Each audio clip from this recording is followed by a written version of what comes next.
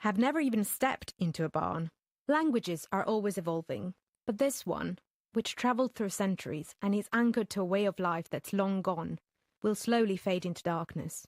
Will I teach my daughter, who will already have to grow up with English and Italian intertwined in the fabric of her everyday life, my native dialect as well? I doubt it. But I will be sure to call her Pasarei, Little Sparrow, from time to time. Alice Joya there, with the last words for this week. I'm Pascal Harter. The producer was Fahana Haidar, and you can hear more stories of the real lives behind the news headlines on the From Our Own Correspondent podcast. And we'll be back again next weekend here on the BBC World Service. That was the BBC programme From Our Own Correspondent. I'm Saroja Coelho. Have a great day. Good morning, Manitoba. I'm Marcy Marcusa, and this is Information Radio. We're live in downtown Winnipeg on 89.3 FM, 990 AM, on the app and on YouTube. Thanks for joining us, wherever you're watching from or if you're listening. Let's say good morning to the team, shall we? At 3 minutes to 6 o'clock, Sierra Sanders is here. She directs the program. She'll be covering weather on the air. Traffic on the air, the commute. You know who's covering weather, Mr. Abby Adiyemi. He's behind the controls. He's our senior tech. And there's Brad Lilly's in also this morning. Brad techs our YouTube stream. He's our producer if you're watching us visually. So today we do have a good chance of showers this morning in Winnipeg. This afternoon, even a risk of a thunderstorm and a high of 26 degrees. And we'll see up north how that might impact some of the situations with the fires in the province. We'll tell you all about what's coming up on your morning show. But first, let's get started, as always, with news headlines with Heather Walls. Good morning. Well, a northern community has lifted its wildfire evacuation order. The chief at Pimachikamak Cree Nation says people can start heading home today. David Monias says officials say there is still smoke and fire, but it is under control. So we'll hear from him coming up through the morning. And Winnipegger Janine Zajac finished first in the women's full Manitoba Marathon yesterday. The 28-year-old was full of emotion, saying she hadn't won a race since high school. Caleb DeJong won the men's marathon. We'll hear all about it in our next local news coming up at 6:30. All right. Thanks, Heather. We also are going to hear from the marathon winners throughout the morning, so we'll have that for you. In addition, this morning, we're going to talk about wildfire smoke and its impact on your eyes. Actually, you might be wondering about that. Our air quality has been better the last few days in Winnipeg, but certainly not around those major places where the fires continue to threaten communities. And so we'll talk about the long-term effects on your eyes and also short-term effects of the smoke. Well, Pimachikamak, going back, that's right. So we actually just Facebook messaged some folks that are in that community right now already. So what's it like? What's it feel like? And for those planning to go back today, what are you looking forward to? We'll be digging into that and trying to get some extra coverage. And in the first hour of the show, we're going to talk about drought. Conditions got worse all across Canada last month. Wildfires, of course, were one outcome. But what about the farmers? What is going on with the crops? So we're going to have a close look at that this morning as well. So stay tuned. All of that coming up on the program. Plus, we have a faith column today, and we'll tell you about the topic as the show progresses. Right now, though, we better get to World Report at 6. Today on Q. I'm Jill Deacon. The rock band Counting Crows' debut album, August and Everything After, went multi-platinum in 1993. Lead singer Adam Duritz joins Tom Power to talk about how there's really no going back after becoming famous.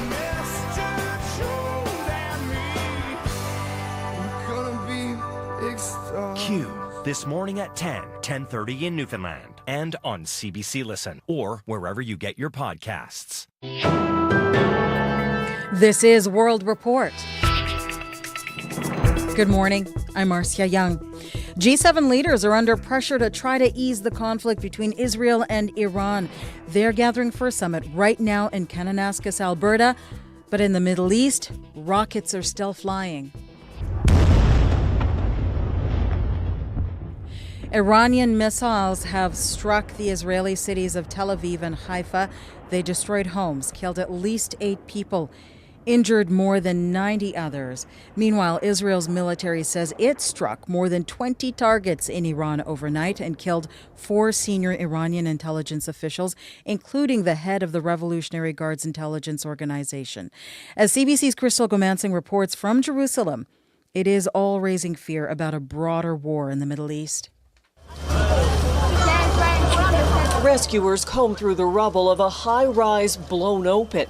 The central district city of Petah Tikva, the latest to feel the wrath of Iran.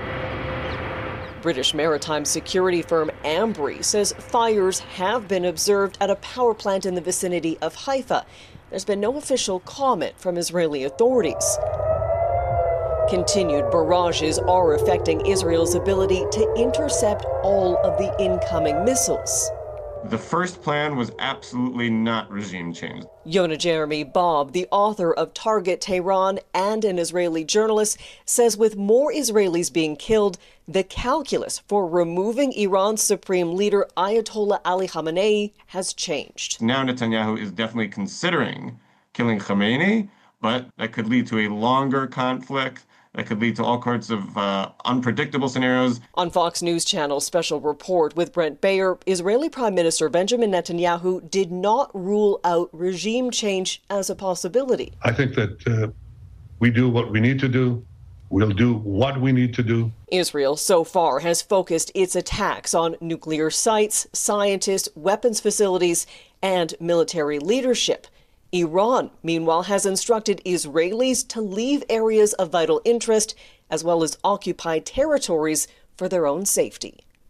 Crystal Gamansing, CBC News, Jerusalem. German Chancellor Friedrich Merz says preventing further conflict between Iran and Israel will be a key issue at this G7 Leaders Summit. The agenda is packed with a lot of high-level business. Prime Minister Mark Carney has a one-on-one with the U.S. president this morning. And France's president is also sending a message to Donald Trump. Emmanuel Macron scheduled a stopover in Greenland on his way to the G7 summit. As Murray Brewster tells us, it was meant as a show of solidarity following Trump's threats to annex the Danish territory. Emmanuel Macron was given a hero's welcome in Nuuk, Greenland's capital. The island is a territory of Denmark, which U.S. President Donald Trump hopes to acquire one way or another. Ahead of his face-to-face meeting with Trump at the G7 in Kananaskis, Macron pushed back forcefully.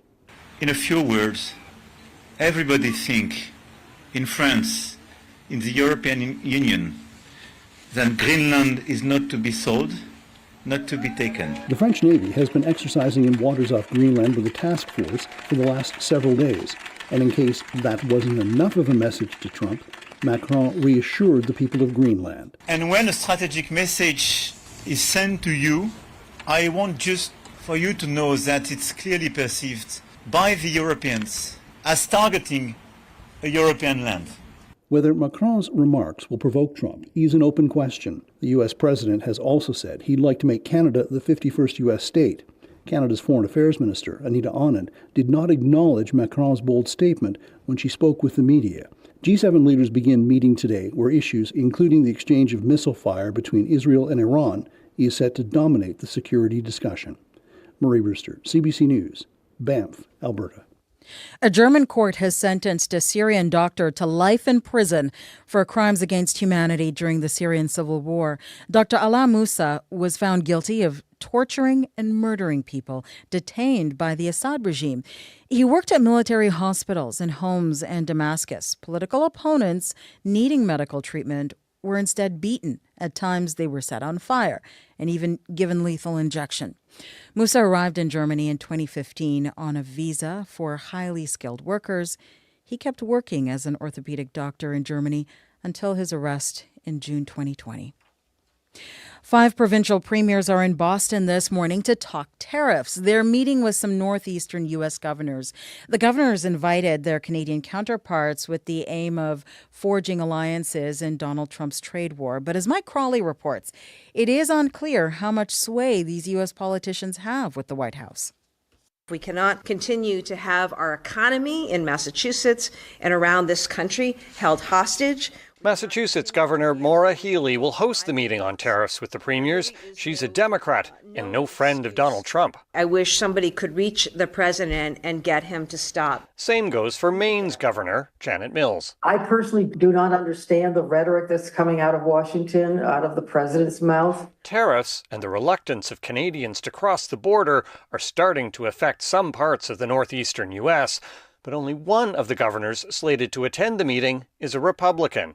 Nova Scotia Premier Tim Houston is under no illusion the gathering will help end the trade war. That's a President of the United States level decision. Still, Houston says it is important to foster relationships with nearby states, and New Brunswick's Premier Susan Holt believes there are ways the governors can influence Trump. Would like to continue to encourage them to work through their channels and their business leaders to make clear to the administration how tariffs are hurting Americans and Canadians. Ontario Premier Doug Ford, PEI's Rob Lance, and Newfoundland and Labrador Premier John Hogan are also attending. Shared opportunities in energy, tourism, and manufacturing are on the agenda, an attempt to get these neighbours back to being friends. Mike Crawley, CBC News, Boston. The man wanted in the murders of a Democratic U.S. lawmaker and her husband is under arrest. Minnesota Governor Tim Walz made the announcement late last night. Law enforcement have apprehended Vance Bolter. That's 48 hours that law enforcement involved in a complex and dangerous manhunt. Spent Father's Day away from their families to deliver justice for Melissa and Mark Hortman. Democratic State Senator John Hoffman and his wife were also shot inside their home early Saturday morning. They both survived. Police say they found a manifesto inside the suspect's vehicle. It included the names of several lawmakers and officials. U.S. President Donald Trump says he wants to step up his administration's immigration raids, and he wants federal agents with immigration and customs enforcement to focus on Democratic-run cities. At the same time, there are indications that Trump is feeling the pressure from those working in certain industries. The CBC's Karen Pauls joins me now from Washington. And Karen, what can you tell us? Well, President Donald Trump posted on social media that he has directed ICE agents to do everything in their power to achieve the very important goal of delivering the single largest mass deportation program in history. The goal is at least 3,000 arrests a day, up from about 650 a day during the first 5 months of his second term. To reach that goal, agents must, quote, expand efforts to detain and deport illegal aliens in America's largest cities, such as Los Angeles, Chicago, and New York, where millions upon millions of illegal aliens reside. Trump added that he also wants agents to focus on our crime-ridden and deadly inner cities and those places where sanctuary cities play such a big role. He suggested to reporters last night that his decision to deploy National Guard troops to LA was the reason the protests there went peacefully. So the protesters, if we didn't have the National Guard on call and ready, they would rip Los Angeles apart. They come and they check and they say, is the National Guard going to be there? And if the National Guard's being there, they don't even show up. Karen, Donald Trump does seem to be pulling back on ICE investigations on certain industries. What do we know? Trump is trying to deal with the impact the mass deportations are having on key industries that rely on those workers, like farms, restaurants, and hotels. Last week, he posted on social media that he's heard concern from those sectors, and he promised to make some changes. And there are reports arrests in those industries are now on hold. Marcia? Thank you, Karen. You're welcome. That is the CBC's Karen Pauls in Washington. And that is the latest national and international news from World Report. If you like the World Report podcast, please follow us and tell a friend. It helps spread the word. I'm Marcia Young.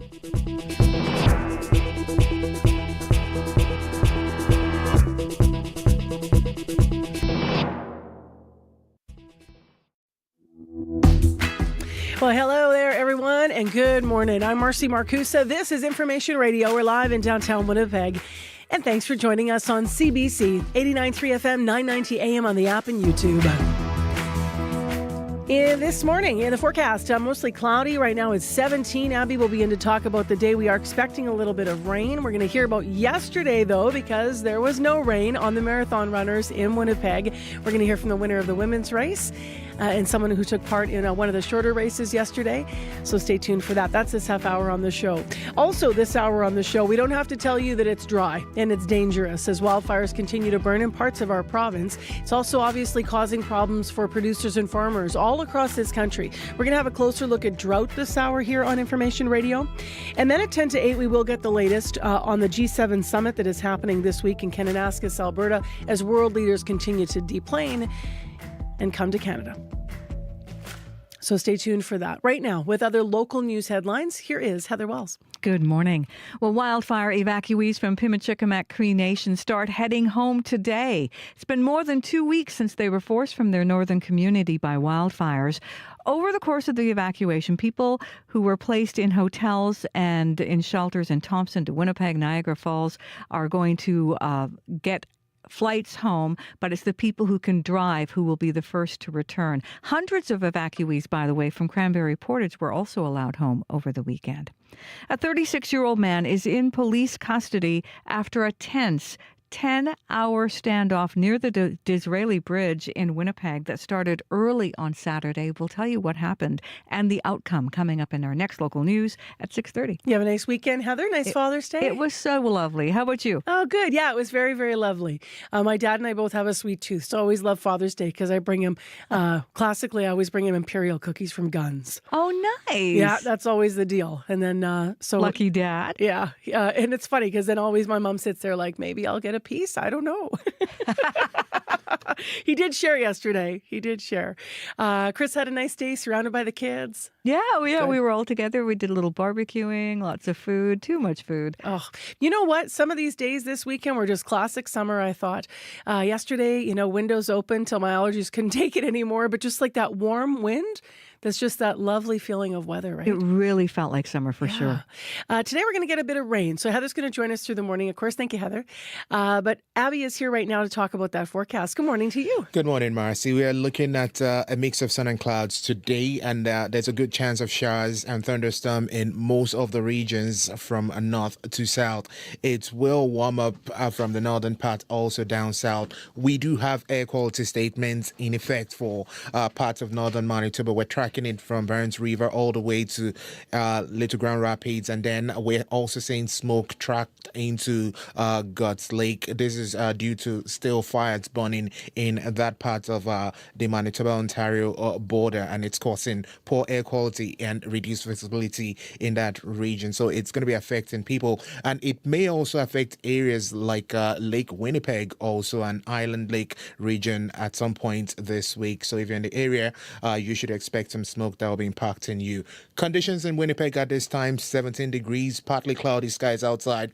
I looked out now, I see the sun trying to break through.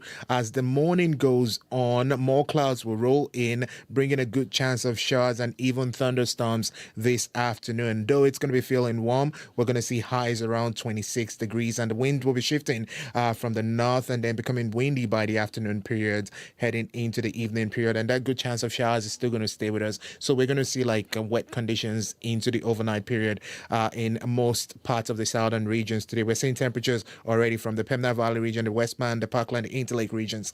We're seeing 15 to 18 degrees at this point. Also a mix of sun and clouds, and most of the regions will see showers and highs close to 26 degrees. While up north, we're seeing cool temperatures this morning between 3 and 11 degrees. And the smoke will be impacting areas in that Flin Flon still. That's wherever you have the fire up north, you're still going to be feeling smoke there. It's interesting because I started the show and said no more air quality advisory, and I was absolutely wrong because I've got perimeteritis and I'm not thinking about still up around Barons River, as you said, and Poplar River and Molson. Yeah, but most mornings this month I've had like 7 pages when I come in. So we're down to 1. I have like 1 this morning, so I'm like, okay. And then we're going to get rain in most of those. Like Flin Flon is going to get rain overnight. Nice. We need that.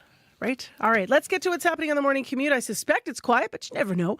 Sierra Sanders is in here in the studio rather, to tell us. Good morning. Hi. So we're just getting the show started, the week is getting started, and the morning commute is just getting started. So nothing to note yet, but obviously there's still lots of time in the show. So if there's something slowing you down out there, you can give me a call on the CBC commuter line. That is 204-788-3093.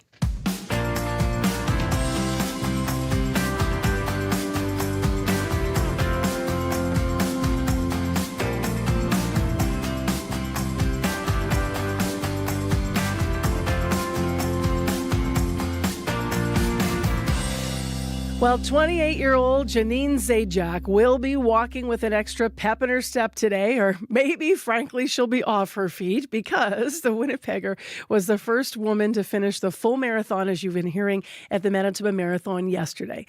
This marks the first marathon win for the runner, making it especially sweet. It's always nice when a local runner crosses the line. She spoke to reporters right after the race. What's kind of going through your head right now, like when you cross the line, and what's going through your mind right now? Just like pure joy. I mean, I haven't won a race, I think, in like 11 years since high school, so this is pretty freaking cool. This is my first win for a marathon, so like I couldn't be happier. You never really know. Someone can come out of nowhere at any point, but I was in third until about maybe kilometer 18, and then I felt really good, so I started to push it and just kept going. I love running around people that I know. My parents and my sister are out there cheering for me, so it's the best feeling. When you're out, like when you come around the stadium and you know you're in first, what are you thinking about? Hold on for dear life. Just keep the pace going and pushing as hard as I can, and yeah, hold on. How's it feel now that you're done? Amazing. Even better.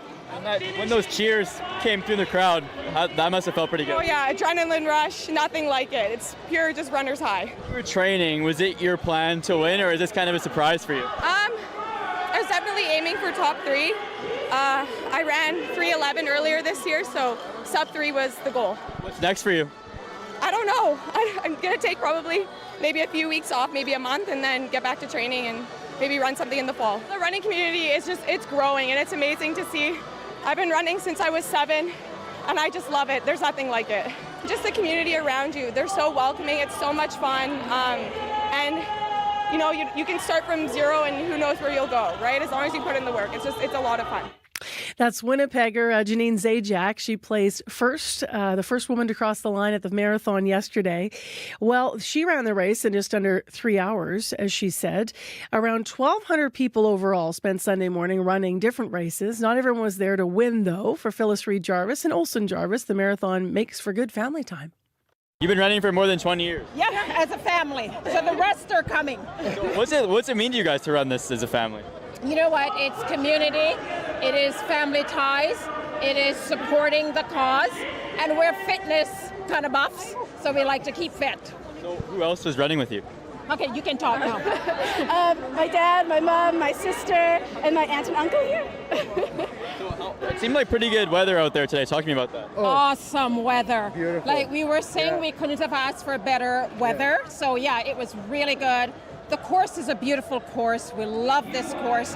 And we must admit, when we see Irv's mile, we curse it because it's the longest mile that we've ever ran. But we also love it. We also love it too. Because it's a finish. One thing I was going to ask you is, it seems like they're up 25% or something in new runners this year. You guys have been doing this for like 20 years. But what's it like to see so many more people getting into this sport?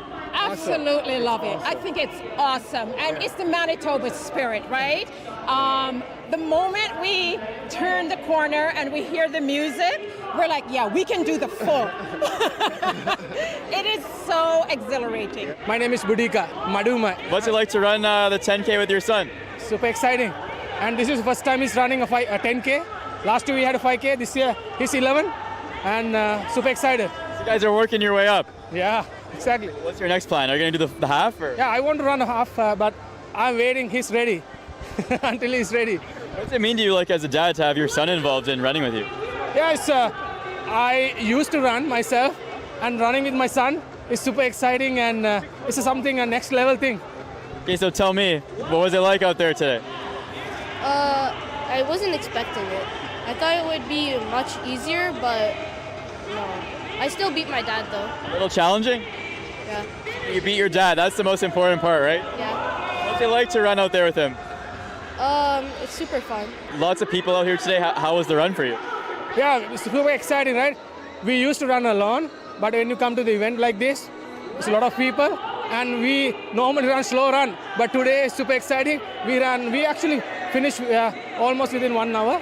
So do you think some of like the excitement gives you a boost out there on the court? Yeah. So I think the most exciting thing here, community, right? We are immigrant here. Now we are actually coming together as one Winnipeggers or Manitobain, and super exciting. How important is it for people to come together just through running? Yeah, I think it's a community. So I feel like something different when you come to the every year Manitoba Marathon.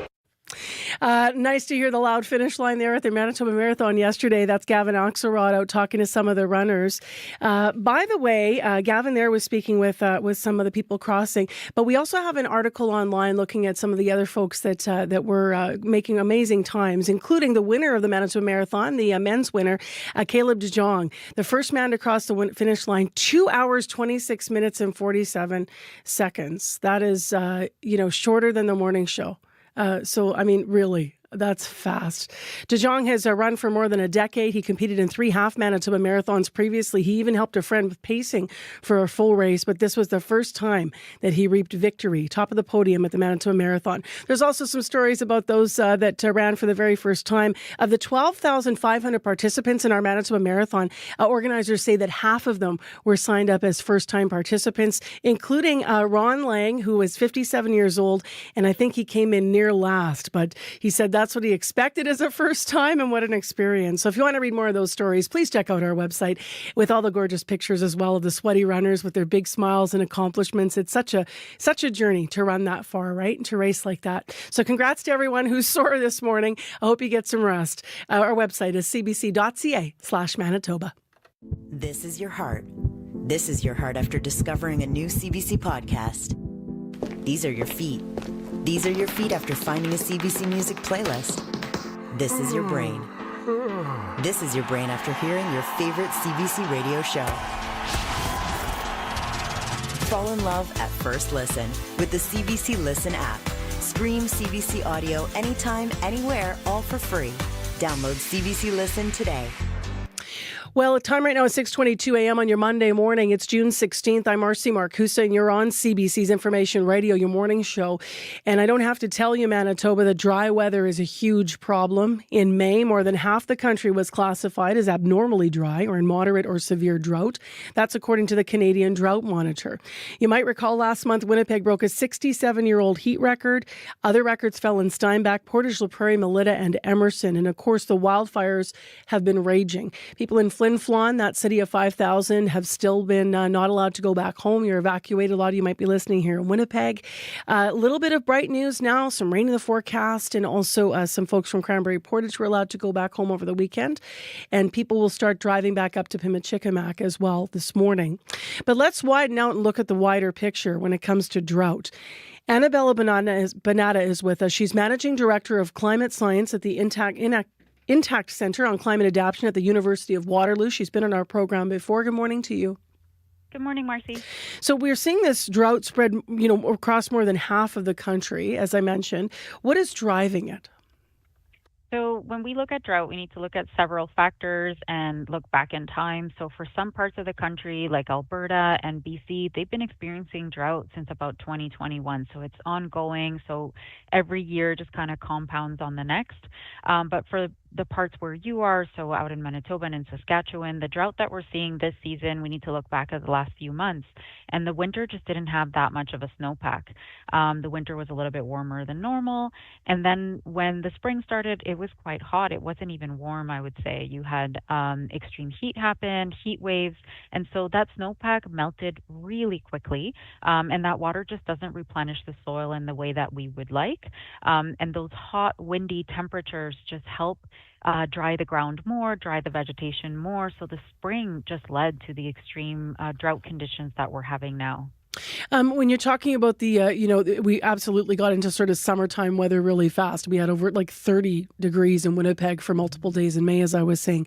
But when you're talking about how quickly it melts and it doesn't help the ground, the snow, is it kind of like when you water a plant and the water goes right through versus like taking time to absorb in?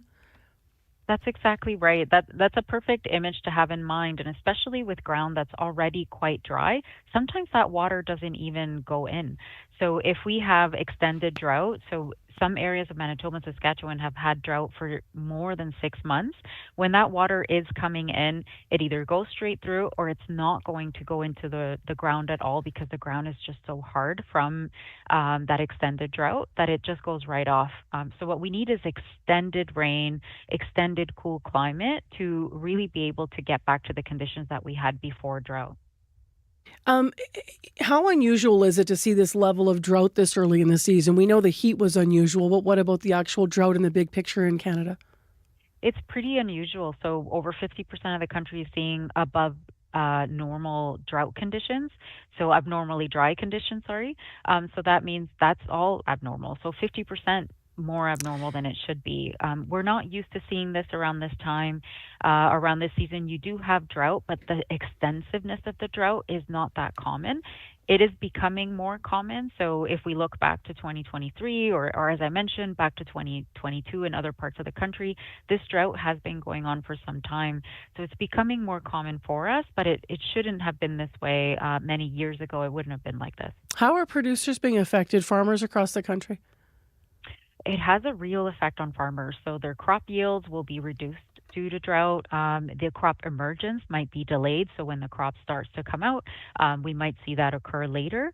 And it affects pastures as well. So even their livestock don't have the feed and the quality of the feed that they would have. So it affects their pockets directly. Farmers expect to produce a certain amount each season.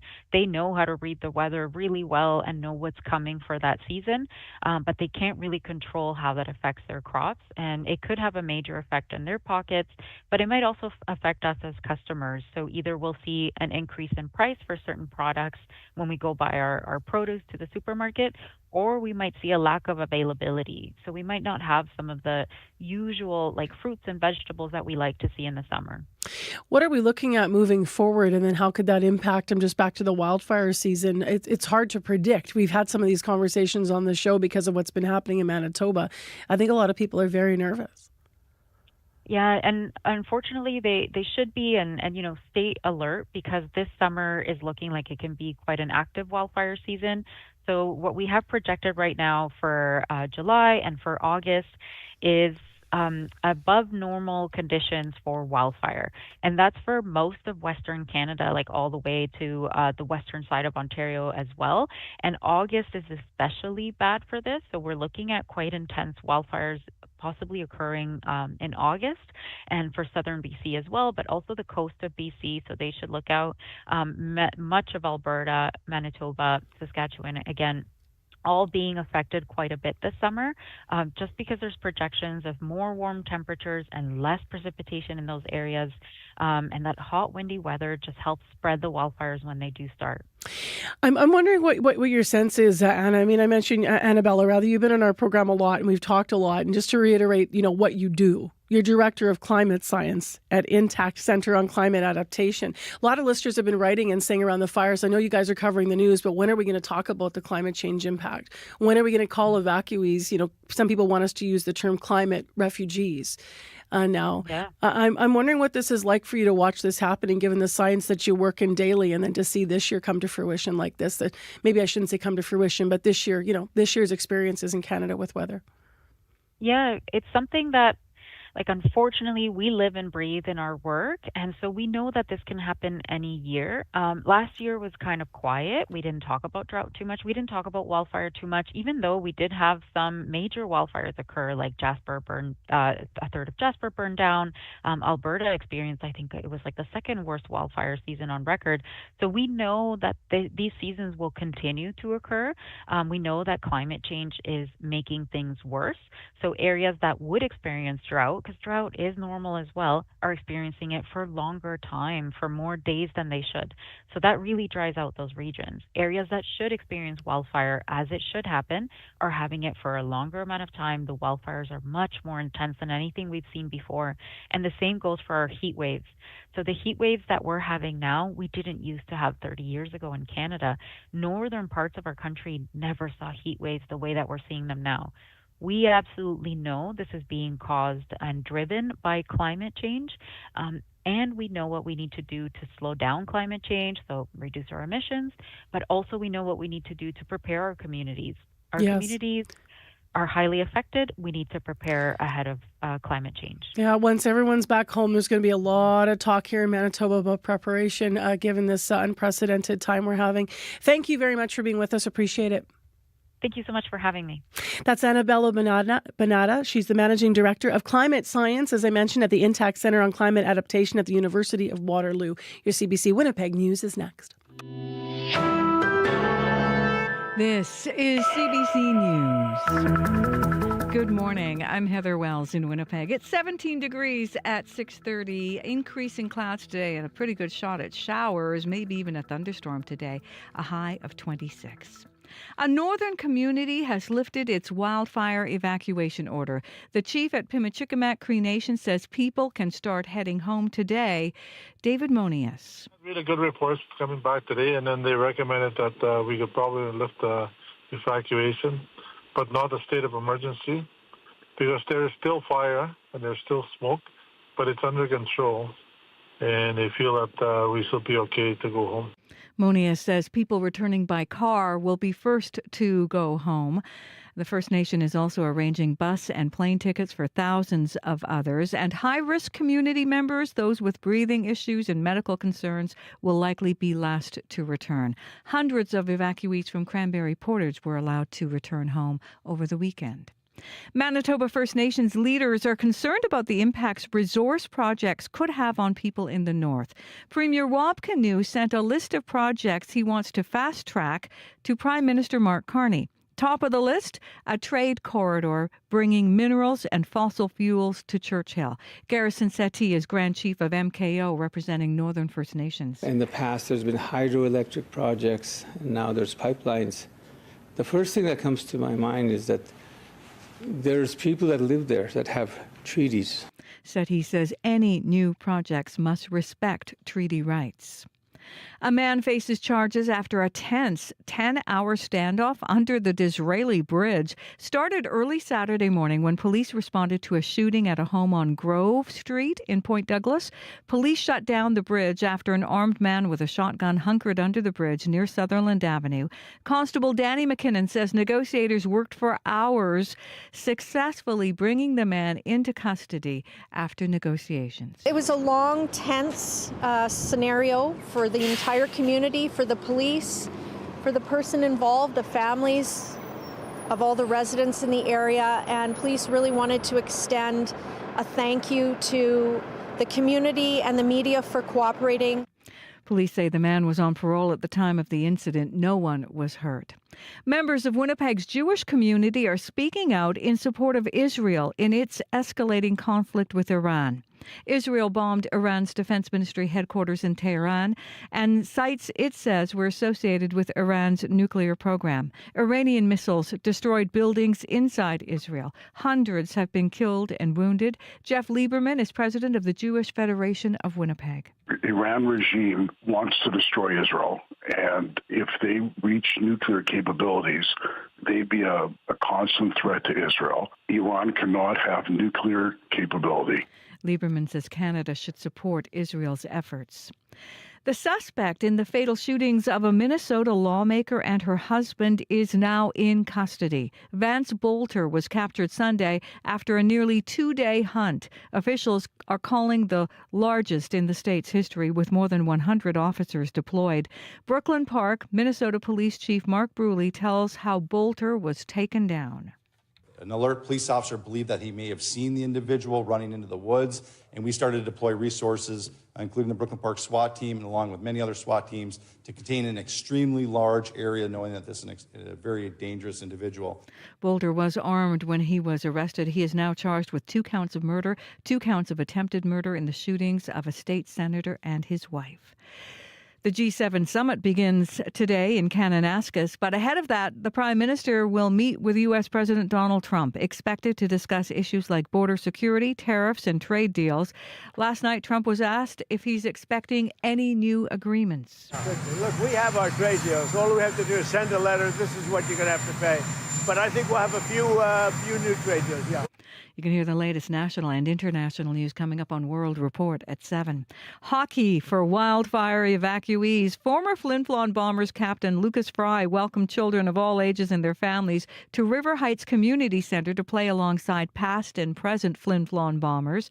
Travis Rideout is the president of the Bombers. He left the northern city of about 5,000 nearly 3 weeks ago. Everyone here is a member of Flin Flon. So whether they live there now or they were born and raised there or they played for the Bombers. And that was one of the things that with the Bombers, it's, once you're a Bomber, you're always a Bomber. And so once you're a part of the community of Flin Flon, you're always a part of that community. The wildfire burning near Flin Flon is more than 370,000 hectares in size. Hitting the pavement. On your marks. More than 12,000 runners in the various events of the Manitoba Marathon yesterday. It was a special day for Peter Chow and his father Arthur, who's been running different races at that event since its inception 47 years ago. He's done this, again, for 40 plus years, a dozen or so marathons, 20 halves, and then 10Ks, 88 years old. I am not in the shape that he's in, but to be able to do this.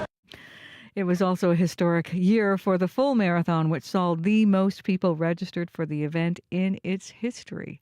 You can see more on the Manitoba Marathon and other stories throughout the day. Just head to cbc.ca/Manitoba. Have you ever run, Heather? Oh, I could barely run across the street. I don't mean last week. I mean in your life. Have you ever run a marathon or had aspirations to do it? When I was in school, I did track, but no. Yeah, neither have I. I mean, I ran the relay with a CBC team here years ago, and I remember that. Yeah, and I didn't even run my whole leg. I walked part of it. Everybody's running full marathon by me, but it's such a nice experience, though, the Manitoba Marathon. You know, there really are all different skill levels, and everything matters. Everything is like your own story, but it's so hard to run. It's so hard. All right. Good thing they had nice weather. Thank you. You're welcome. We're going to have nice weather today as well. It will be rainy, but we need that. So I think a lot of us are going to be smiling. We just had that drought interview, Abby. So what's coming? It's going to start warm in the southern part of the province with sunshine and showers. Then tracking conditions up north, we're seeing partly sunny skies and more cooler temperatures. We still have that air quality statement in effect for parts of northern Manitoba. I'm tracking this from Burns River all the way into Little Grand Rapids and all into God's Lake. Smoke from wildfires near the Manitoba-Ontario border really bringing poor air quality and reduced visibility to the regions. And the smoke may be affecting even areas east of Lake Winnipeg and Island Lake at times this week as the smoke level increases. So you need to reduce your outdoor times if this is going to be impacting you. For conditions in Winnipeg at this time, we're looking at 17 degrees with sunshine already outside, but partly cloudy skies also going to be taking over. The clouds will build as we get into the morning, and then it's going to bring some showers before around your lunch break. You could feel some thunderstorms later today. Highs will be around 26, so it's going to feel warm. With that, you know, it's more like that summer warm breeze will be coming your way. It gets windy, but it's not cool. It's going to be a warm one coming your way, and the showers will continue into tonight with some thunderstorms also being felt. Similar conditions we're seeing in the Pembina Valley region, Modern Winkler, and all the way down to the U.S. borders. We're seeing temperatures around 18 degrees now. Similar to Winnipeg, we're going to see showers and thunderstorms warming up to 24 degrees. And then in the Westman region, Brandon and surrounding areas at this time, we're looking at 15 degrees, 16 degrees in some areas. The skies will remain mostly cloudy with showers also in the forecast and a risk of thunderstorms, high around 23. Now, over in the Parkland region, Dauphin and nearby areas, we're seeing partly cloudy skies also at this time. We will get a mix of sun and clouds for that part of the province. Showers will roll in later, thunderstorms likely for that part of the province, and we'll see some winds coming from the south, high around 23 degrees. In the Interlake region, we're looking at partly cloudy conditions in Gimli and nearby regions where we will see also a mix of sun and clouds. There's a very good chance of showers also for that part. So with that smoke blowing towards the lake, you'll definitely see some showers try to help out in that region, and we'll get temperatures get to 24 degrees. Now tracking it up north where we have cooler temperatures, Flin Flon, we have 11 degrees at this time, also having a mix of sun and clouds. We do have fog in that part of the province, but that should clear. Then you'd notice the smoke is still very, very present in that region, high around 21 degrees. Tonight we stay clear, and then tomorrow starts sunny. And for folks in Flin Flon, we should see showers coming your way tomorrow morning with the thunderstorms late in the afternoon. For Thompson, 5 degrees at this time. We have very shallow fog in the Thompson region. That should clear as you get further into your morning. Expect some sunny skies, highs around 22 degrees. And in Churchill, it is is 3 degrees at this time. The sun is already there. Today is going to be mostly sunny. Then we'll see some cloudy conditions roll in the afternoon. Winds will be coming from the southwest, becoming breezy at some points, highs around 24. So the province, Marcy, would see warm, showery weather in the south, and then the north is going to stay windy with some cool temperatures. All right. Thanks, Abby. Thank you. To the morning commute now with Sierra Sanders. So far, no calls on the commuter line. Things are moving along this morning. But if there's something out there that is slowing you down, you can give me a call on the CBC commuter line, 204-788-3093. All right. Thanks, Sierra. Let's get to business news. Crystal Ramlakan joins us live on Zoom, as she always does. Hello to you. Hey, good morning, Marcy. So there's going to be another change in the ownership of genetic testing company 23andMe. Let's start there. What's the latest? Yeah, so a nonprofit led by the co-founder and former chief executive of 23andMe, Anne Wojcicki, has won a bid to acquire the company after it filed for bankruptcy earlier this year. So TTAM Research Institute is going to buy 23andMe for $305 million. And it's the final twist in the bidding war between TTAM and Regeneron Pharmaceuticals, which had announced last month that it would buy most of 23andMe's assets. Wojcicki stepped down from the company in March after all of the company's independent directors resigned. They were frustrated with her trying to take the company private, and the company then cut almost half of its workforce. Once valued at $6 billion, the company has struggled to convert one-time buyers to subscribers. So it collected genetic data from millions of customers to offer personalized insights that could flag potential health risks. This bankruptcy has sparked concerns about privacy as customers worry their information could be sold to a third party. So TTAM says it's going to honor 23andMe's privacy concerns and policies such as deleting accounts and opting out of research, but the deal still needs to be approved by a court. To another story, the carbon footprint of a fast fashion retailer is apparently getting worse. Who is this? Yeah, so this is Shein. So Shein's carbon emissions from transporting products climbed last year.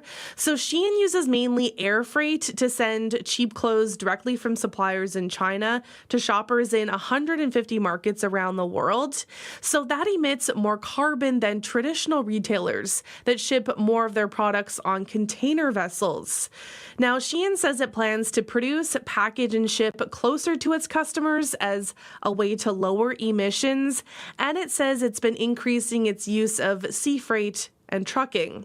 So founded in China and headquartered in Singapore, Shein sources most of its products from 7,000 suppliers in China, but also has a growing network of factories in Brazil and Turkey. Now, French lawmakers are criticizing Shein's environmental footprint. France's Senate has approved a law that, if implemented, would actually ban advertising by Shein and its rival Temu. However, Shein argues its business model allows it to produce according to demand and leaves it with less unsold inventory than traditional clothing retailers, which it says minimizes waste. And let's go to the movies. How the box office do over the weekend? Yeah, so another live-action remake topped the charts. How to Train Your Dragon soared to almost $84 million at the box office, marking the best domestic opening weekend for the franchise. So the fantasy adventure film beat analyst expectations and held off Disney's live-action remake Lilo and Stitch, which had maintained the #1 spot for 3 weekends in a row. So Lilo and Stitch came in second this past weekend, and analysts say there is an insatiable appetite for PG-related family fare right now. And Materialists from A24 Films also opened this weekend, and it edged out the 8th Mission Impossible movie for the 3rd spot. Had no idea there were 8 Mission Impossible movies. I know, right? Oh, how are the markets looking this morning? So in Europe, markets are rebounding. Germany is up, the UK is up, France is up.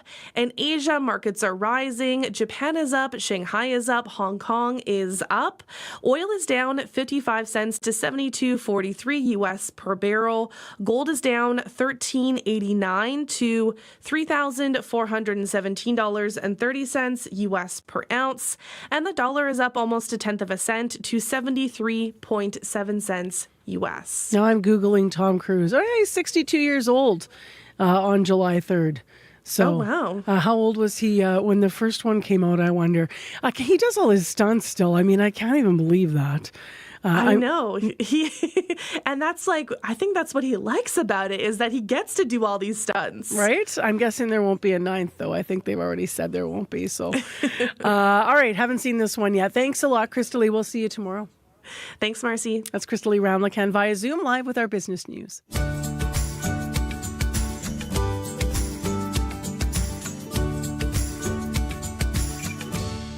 Well, how about a little music here on CBC for a nice ease into our Monday morning? We have a tune called Never Come Down. It's from an artist named Tia Wood. She's from Saddle Lake Cree Nation. That is in the Beaver Hills region of central Alberta. So this song is from her latest project, which is coming out later this year. You're on CBC 89.3.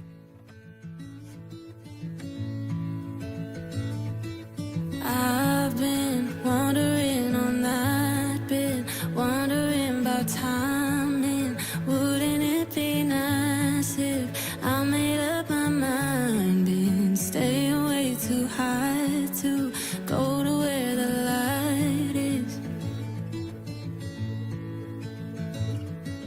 I guess flying's been my go-to, soaring past that full moon, way too fast to hold to. Ain't nobody told you I'm not trying to go through what it takes to know you. I promise I care.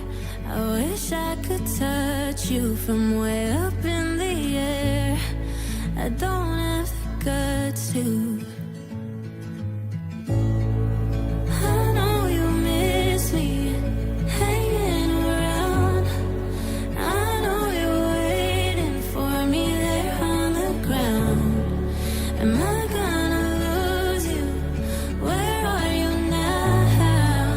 Will you still be there if I never come down?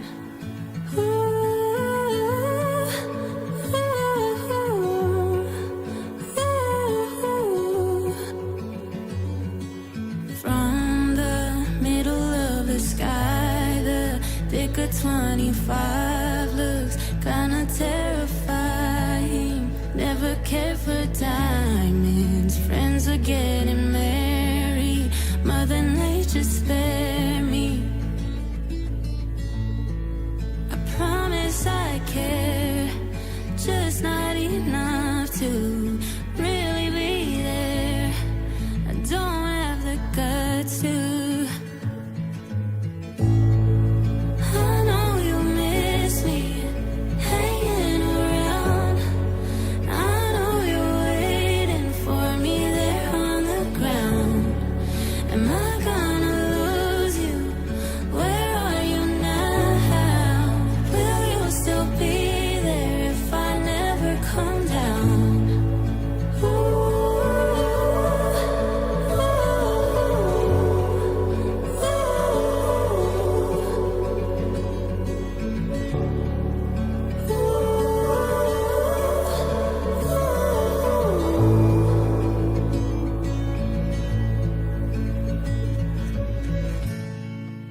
I know you miss me hanging around. I know you're waiting for me there on the ground. Pretty, eh? That is a Tia Wood and Never Come Down. She hails from Saddle Lake Cree Nation, out of Alberta, and that is her tune off her latest album. They challenged Manitoba high school students to champion the environment with a video. Now you can see the results. The Climate Change Connections Youth Video Challenge, sponsored by CBC. Get inspired by the winning videos from River East Collegiate, St. John's Ravenscourt, and Louis Riel Arts and Technology by visiting cbc.ca/Manitoba/community to watch. Time right now is 10 to 7 on 89.3 FM, 990 AM on that app and YouTube. In Winnipeg, it's mostly cloudy, 17 degrees. In Brandon, mostly cloudy, 15. Thompson with shallow fog right now in 5 degrees. The sun's trying to come out here in Winnipeg, by the way. And we do have one area with a special air quality statement still due to wildfire smoke. That's Barons River, Little Grand Rapids, Bloodvein, Evacuee, Poplar River, Molson Lake and Bear Lake, Island Lake, Oxford House, and God's Lake. So all around those areas, air quality is an issue. The air quality statement has ended, though, for Gillam and Shamattawa. So obviously it depends which way the wind blows. Coming up on the program after 7 o'clock, why our faith contributor says that he's glad that some Canadians are questioning laws that allow places of worship to issue tax receipts. So stay tuned. We're going to walk through that as we also look at the ways that the faith community has been contributing donation-wise to the wildfire situation. So that's still ahead on CBC. Right now, though, we've been watching Newsnet here this morning, our national network, as world leaders continue to get off their planes and land here in Canada. All of the world's top economies touched down in Kananaskis, Alberta today for the G7 summit. From global security concerns to economic frustrations, there are a lot of topics up for discussion. A lot are watching to see whether Prime Minister Mark Carney will wrangle the group of nations toward consensus on some key topics, though they have already all agreed not to put out a joint statement at the end of this. Now, to talk about everything, Stephanie Taylor's here to tee it up, parliamentary reporter for the National Post. Good morning. Good morning. So it's the 50th anniversary here of the G7 summits. Analysts are saying it could be one of the most consequential meetings in years. And of course, because look at the world. What is high on the official agenda and also on the unofficial agenda? So making its way up the official agenda, which wasn't there a few days ago, is the escalating conflict and war that we are seeing between Israel and Iran. Just this weekend, UK Prime Minister Keir Starmer, he met separately with Prime Minister Mark Carney ahead of the G7. Mr. Carney has been having these kind of one-on-one meetings with certain G7 countries and other non-G7 countries to kind of lay the groundwork. And Mr. Starmer said in that meeting that the Israel-Iran conflict was going to be the centerpiece of these discussions. Other issues on the official agenda, the economy, energy security, critical minerals, emerging technologies like artificial intelligence. But dominating the unofficial agenda, I think, is dealing with U.S. President Donald Trump. A number of countries are looking to meet with him to kind of get their individual deals when it comes to lessening or removing tariffs altogether, but also just managing the volatility that we have seen from the Trump administration. And as you said, a consensus is going to be whether consensus is achieved is going to be the defining marker as to whether there has been a successful meeting, not only given the complexities in the world and the conflicts in the Middle East, but particularly managing Trump and his administration. Speaking of which, I'm just wondering what you think watching Emmanuel Macron make sort of a side trip to Greenland.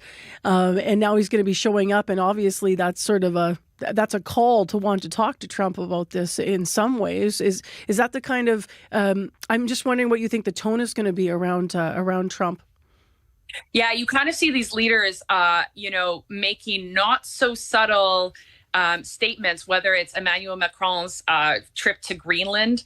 I think we've seen, as well as the meeting with Mr. Starmer and Mr. Carney, talking about the need for global free trade. So you kind of see these leaders trying to subtly send signals to the U.S. president that they are not happy necessarily with the language that is coming out of the U.S. as a G7 country. But at the same time, they don't want to inflame things. Canada does not want to repeat of what happened the last time Mr. Trump was in Canada for a G7 meeting back in 2018, where Mr. Trump kind of pulled the U.S.'s support from the joint communique.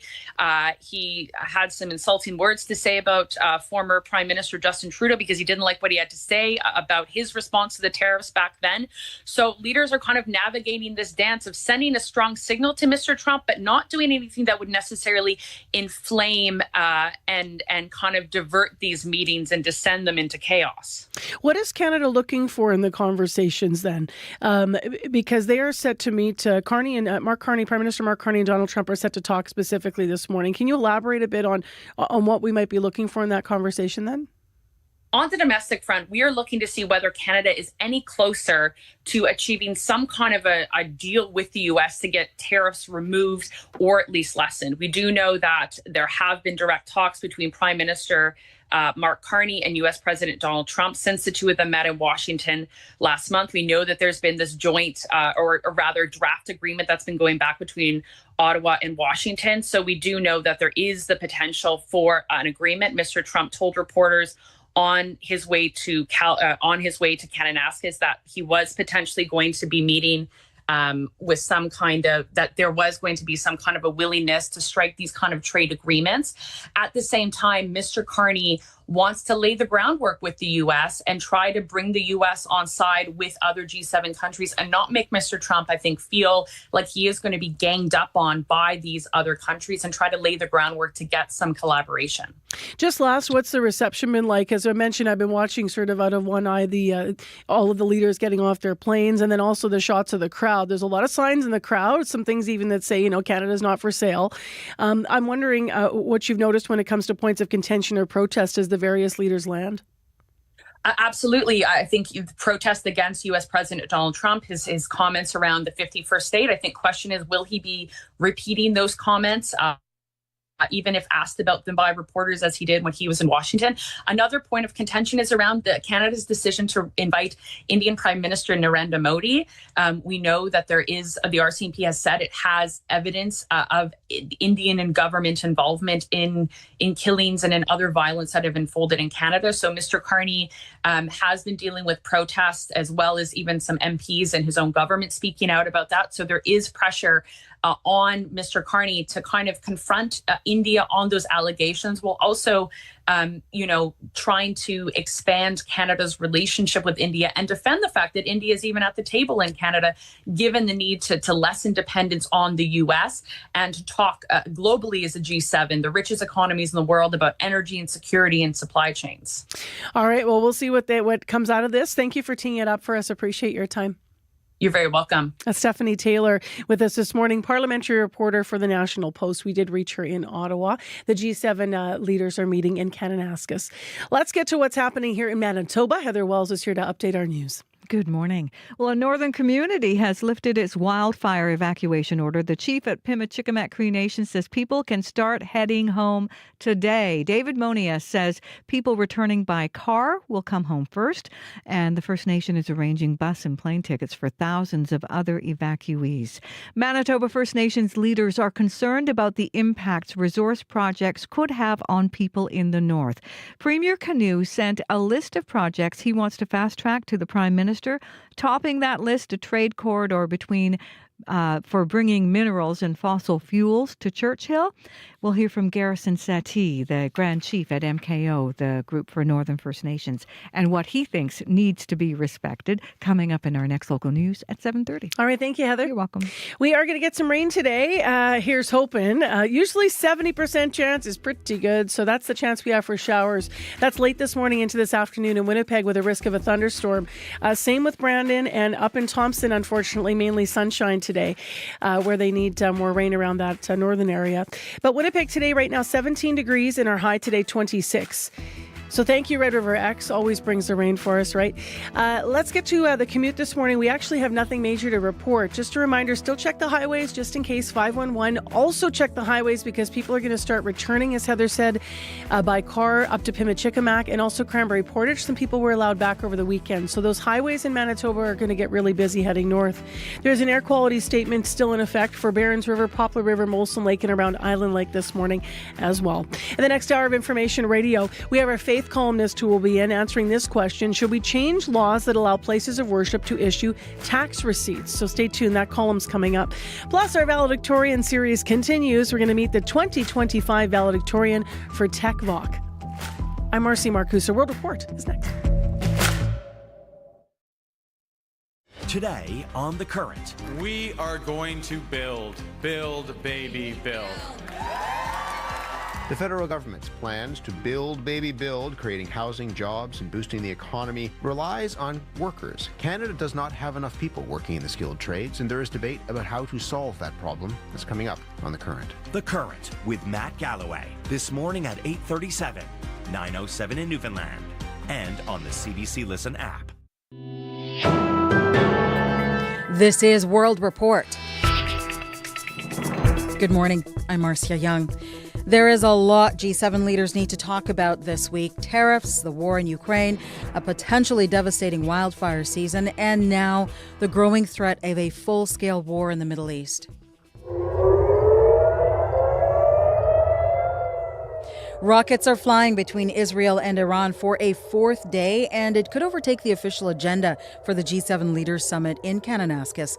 The CBC's Janice McGregor is in the Alberta Rockies covering the summit. And Janice, the official welcome begins in a few hours. Before that, Carney holds his first meeting, and it is probably going to be the one that is most closely watched.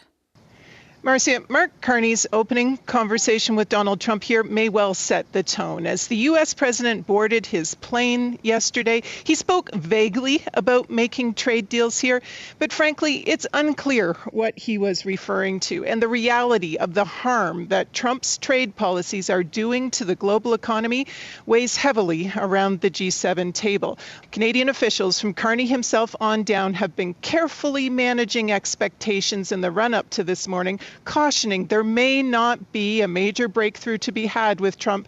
Foreign Affairs Minister Anita Anand told reporters yesterday Carney is wearing two hats here, hosting, chairing, but also strongly advocating for Canada's bilateral interests while this trade war continues with Trump. Those negotiations are sensitive, and so this would not be the moment for me to opine on what will happen in terms of the bilateral trade relationship. These talks today may be best understood not as a negotiation destined for something specific, but as a way to, as Minister Dominic LeBlanc put it yesterday, keep grinding away at Canada's most essential relationships. We're not expecting a detailed communique from these talks, Janice, but we are expecting more specific joint statements, including one on the Middle East. Tell us about that. Yeah, as talks shift to international security issues later today, leaders are expected to release some kind of a joint statement voicing concern over the bombing that continues between Israel and Iran. British Prime Minister Keir Starmer previewed that when he sat down with Carney in Ottawa yesterday. This provides the opportunity to make our strong case together that there must be de-escalation of this conflict. The mountains here, a very peaceful setting for a world that's anything but. Thank you, Janice. You're welcome. Janice McGregor, reporting from Banff, Alberta. In Tehran, concern is growing after Israel's defense minister's latest warning. He says Iran's capital will pay the price, and soon. Israel says it now has full control of the airspace over Tehran. The CBC's Anna Cunningham has more and a warning. Some details may be disturbing for some listeners.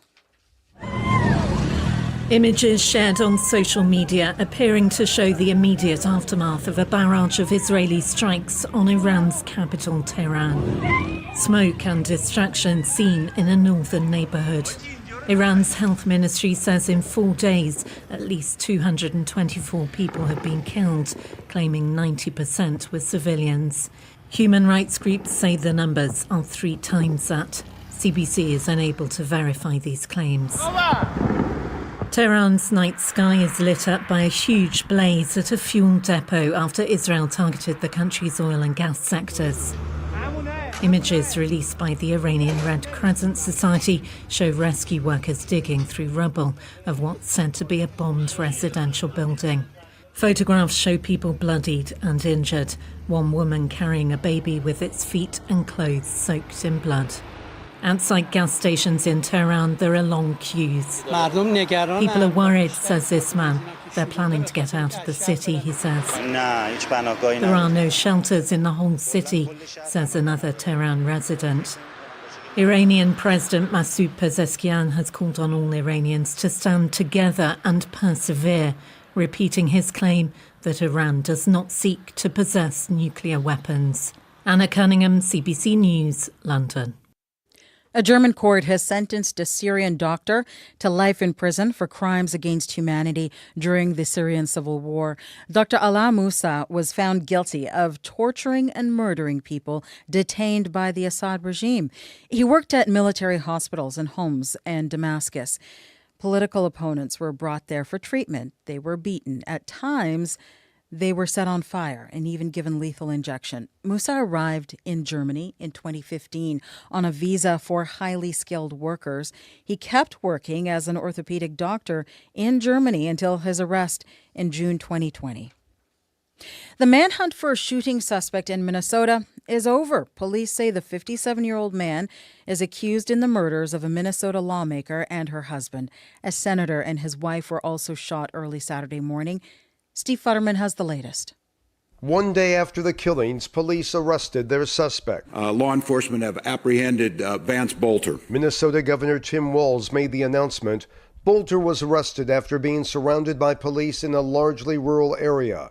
Jeremy Geiger is with the Minnesota State Patrol. The suspect crawled to law enforcement teams and was placed under arrest at that point in time. There was no use of force by any member of law enforcement that was out there, and the suspect was taken into custody. The key break came earlier in the day near the small town of Green Isle, around 70 kilometers from Brooklyn Park, Minnesota, where the killings took place. Mark Bruley is the Brooklyn Park police chief. A vehicle that we believed that he was in was spotted many hours before and had been abandoned. An alert police officer believed that he may have seen the individual running into the woods, and that started a large-scale perimeter that we set up. For the moment, officials are confident the suspect acted alone. Drew Evans with the State Bureau of Criminal Apprehension. We will be exploring if there are any broader network. We have not uncovered any of that at this time, but that will be part of our investigation, and we will fully explore that. Police say the manhunt for Bolter was the largest in state history. Steve Futterman for CBC News, Los Angeles. Doctors in Alberta are bracing for more vaccine-preventable illness to re-emerge. That province reported nearly 900 cases of measles, and infectious disease specialist Dr. Stephanie Smith warns it could be a canary in the coal mine. We worry about seeing resurgence of things like polio that we really haven't had for a long time. And I think, measles is highlighted right now just because it's so contagious, right? So you need such a high level of population immunity in order to prevent spread. Last year, less than 70% of 2-year-olds in Alberta had up-to-date polio vaccines. Health officials also say there could be more outbreaks of whooping cough and mumps. On Prince Edward Island, several large monasteries are part of a Buddhist group called Bliss and Wisdom. The group is based in Taiwan, but according to information obtained by Radio-Canada, it has ties to the Chinese government. Experts say that is a problem for countries that say they value Taiwan's independence, Canada included. Brigitte Bureau has more. The vast Buddhist monasteries on Prince Edward Island are part of Bliss and Wisdom, a group born in Taiwan, the small country China is threatening to invade. Qian Tuan Liang, a Buddhist studies professor in Taiwan, says many Taiwanese Buddhist groups have been infiltrated by the Chinese government, including Bliss and Wisdom. Radio-Canada traced several religious gatherings organized by Chinese government agencies in which Bliss and Wisdom took part. In 2023, the theme of one of those meetings was One Chinese Family Hand in Hand to the Future, a reference to the annexation of Taiwan. André Laliberté is a University of Ottawa professor and expert on religions in Asia. Bliss and Wisdom, by participating in that event, especially with that kind of slogan, demonstrate that it's in agreement with the Communist Party. A claim that Bliss and Wisdom categorically denies. Its spiritual leader, teacher Zenru, refused to speak with us. Venerable Xinan, part of her inner circle, did so on her behalf. Bliss and Wisdom do participate in lots of different Buddhist exchanges in many other different countries. The monk says it's the same with China. Not so, says Michel Junot Katsuya. The former CSIS agent has been looking into Bliss and Wisdom's links to China for months, where religions are tightly controlled. The organization has been used as a Trojan horse to infiltrate the Western world, in Canada in particular. Even a former high-ranking member of Bliss and Wisdom, Venerable Fan Yin, accuses the group of being controlled by the Chinese Communist Party. Brigitte Bureau, CBC News, Ottawa. For more on this story, you can read Trouble on the Island, an in-depth investigation into the Buddhist group Bliss and Wisdom. That is at cbcnews.ca. That is the latest national and international news from World Report. News anytime, cbcnews.ca. I'm Marcia Young.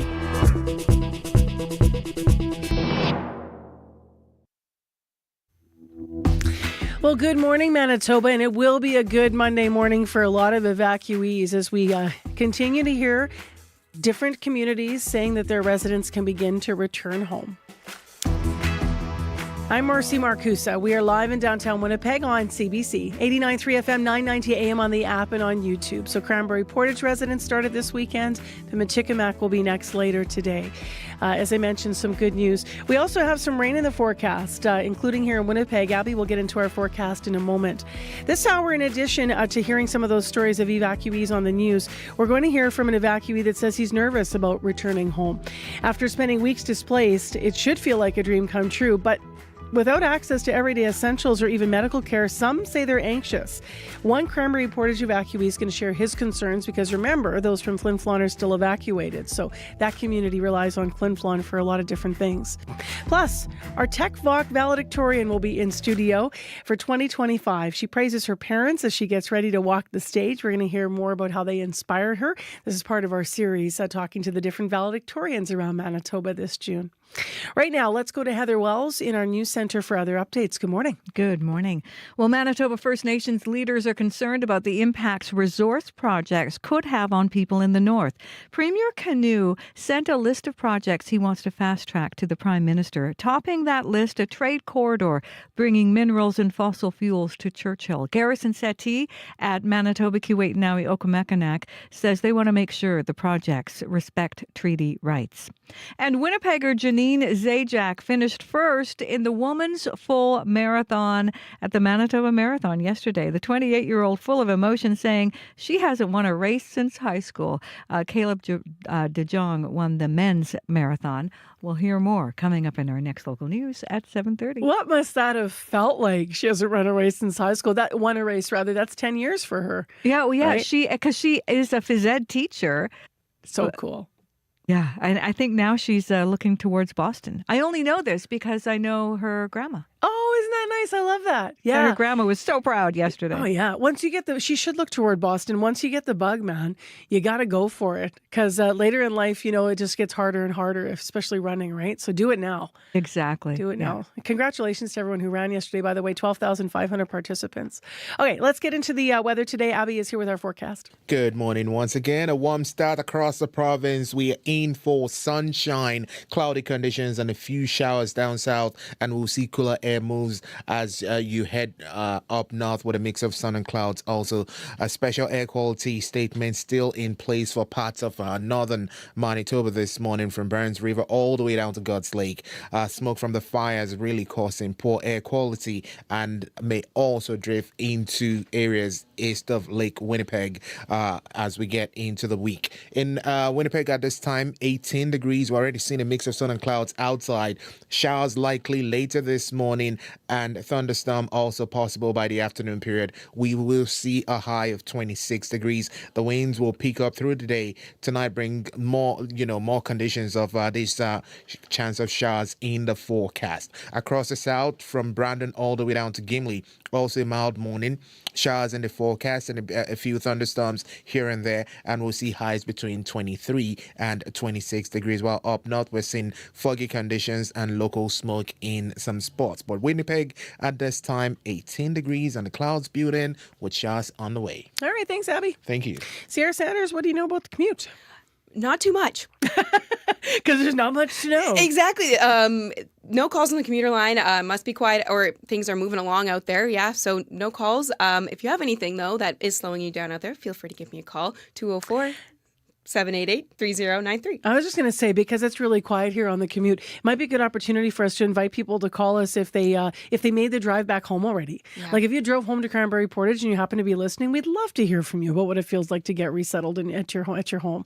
Or if you're planning on driving today, maybe you're up early packing the car because you heard the news that Pimachikamak, you can start driving up north. So we'd love to hear. So why don't we use the line for that too? Yeah. It works. 788-3093.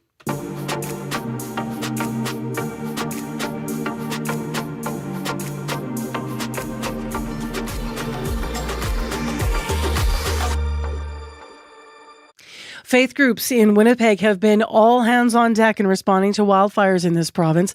Members of religious groups say that the responses show why religion is important in Canada and why places of worship should be allowed to continue issuing tax receipts for donations. But a report to the federal government recommends taking that away. Here to talk about the situation and the controversy surrounding that report is our faith contributor, John Longhurst. Good morning, John. Good morning. So first of all, how have local faith groups been helping out during the wildfires? There's been a fantastic response to the needs of wildfire evacuees. For example, members of Winnipeg's Jewish community launched a donation drive through their local thrift store called Kavod. And through it, they've been collecting toiletries, diapers, infant formula, and other essential items to help evacuees. Aviva Tabak of B'nai B'rith, who sponsors the drive, told me that the response has been unbelievable, a real feel-good moment, as she put it. They started the appeal on May 30, and right away people started lining up to donate items. And that included last week a donation of 1,500 toothbrushes from a local orthodontist. And now they want to see if they can get 1,500 tubes of toothpaste donated to go along with that. The Mennonite community also stepped up here in Manitoba. When the Red Cross needed help at its Leela Sports Centre evacuation and registration center on Leela Avenue, it asked MDS, Mennonite Disaster Service, if it could help get some volunteers. And MDS put out an appeal to its supporting churches and has been supplying between 20 to 25 volunteers a day since May 31, including for the overnight shifts. Other groups also pitched in. The Manitoba Islamic Association made a financial appeal during its Eid prayers, and a church in St. Vital hosted 20 evacuees in its basement, and I'm sure I'm missing some. And that's why the recommendation against places of worship issuing tax receipts for donations was worrisome to some. It could hamper efforts like this to help people caught in natural disasters. So let's talk about the recommendation then. Can you tell us how it came to be in the first place? Sure, but let's have a little bit of background first. The reason you get a tax receipt for donating to charity at all goes back over 130 years to a decision in Great Britain called the Pemsel case. And that case established the 4 basic principles of what constitutes a charity. And in that country, those were the relief of poverty, the advancement of education, the advancement of religion, and other purposes that benefit the community. And these principles went on to form the foundation of charitable law in Canada today.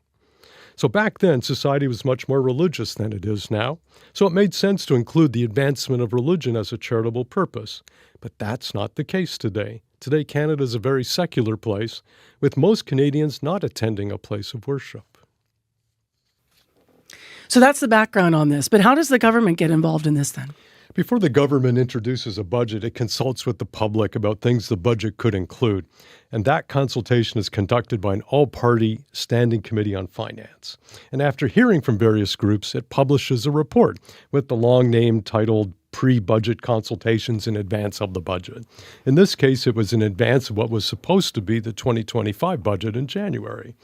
The committee's report contained 462 recommendations to the government on a wide range of things such as manufacturing, agriculture, fisheries, health, housing, arts, and culture.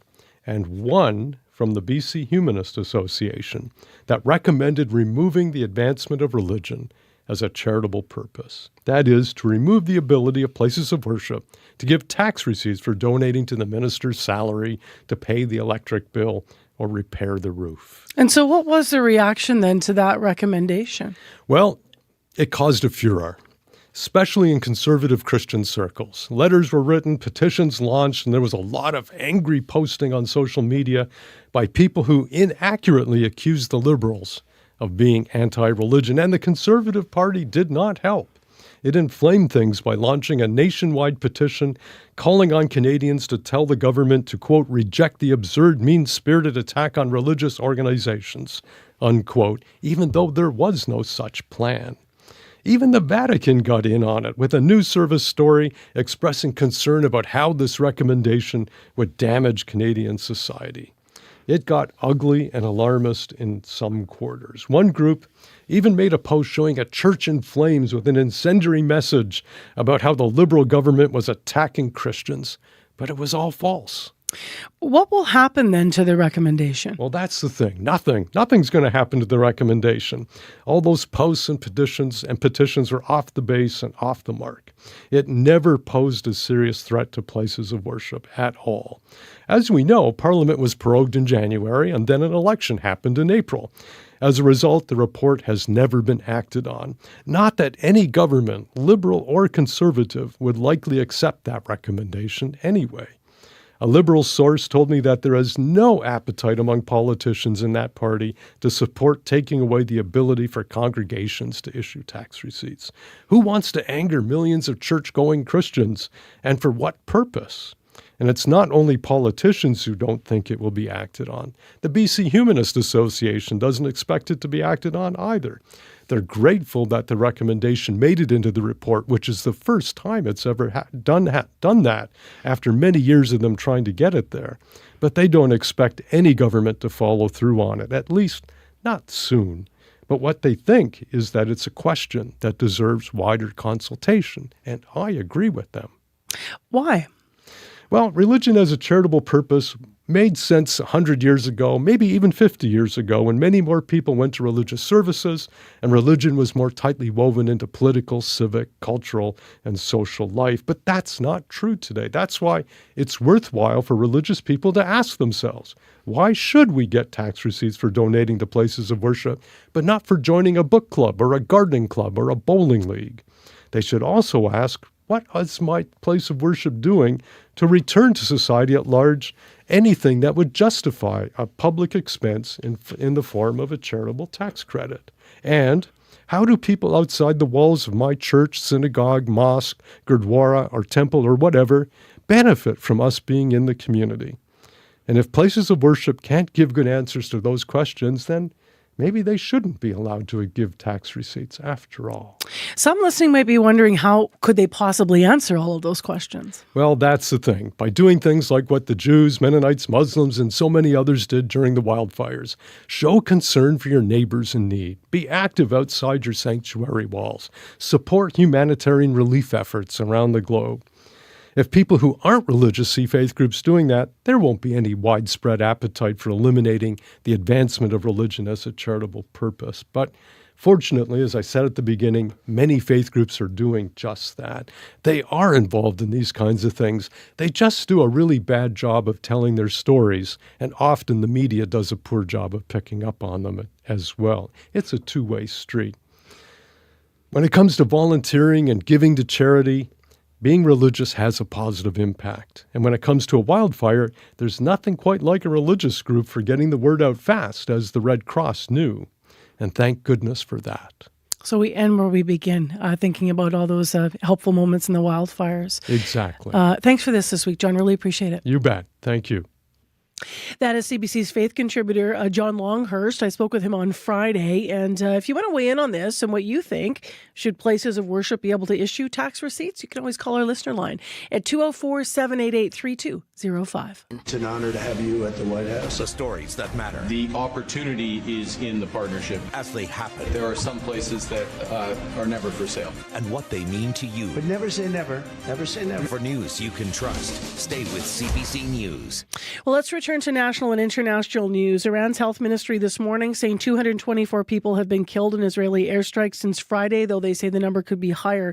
Israel says 8 people have been killed in an overnight airstrike. Overnight action that happened there. And so this is very much still developing. I was just getting those latest numbers as our national newsnet continues to cover the story. Natasha Fattah, CBC's Natasha Fattah, spoke with Sajjan Gohel, who's International Security Director at the Asia Pacific Foundation yesterday, about some of the attacks. We're hearing that it might be weeks, not days, that this war between these two parties will continue. So what's the end goal here? Is it just to end the nuclear program, or is it ultimately for regime change? Well, I think for Israel, they do want to completely dismantle and degrade Iran's potential nuclear capability. And if they aren't successful in that, perhaps to destabilize it for years or even a generation. It's unclear as to how successful Israel will be. Keep in mind that there is going to be international pressure on both sides to find some kind of off-ramp. I think what's now complicated matters is that the United States was supposed to have its 6th round of talks with Iran in Oman. That's obviously been cancelled. And just look at the knock-on effects, Natasha. You're looking at oil prices surging. If this conflict continues, that may increase. You could also end up having countries like the US, France, and the UK being dragged into this. I don't think regime change is necessarily anything that can be imminently done. Keep in mind, there have been indigenous movements in Iran, like the Green Reform Movement, also the Women Life Freedom Movement a few years ago. Both were indigenous, but both failed to develop. And I think with the fact that this is an attack coming from Israel onto Iran, the regime will use this opportunity also to quell any internal dissent. We've heard Netanyahu specifically speak to the people of Iran and say, our war is not against you. We are with the people of Iran. How does that message go over, do you think, with Iranians within the country who would like to see regime change? Well, the regime has become increasingly unpopular internally, but it's always very difficult to quantify the lengths the people will go to, because this Women Life Freedom movement was a very powerful one, where you had women across the country taking up protests about the tragic death of Mahsa Amini, a young Iranian woman who was murdered by the state.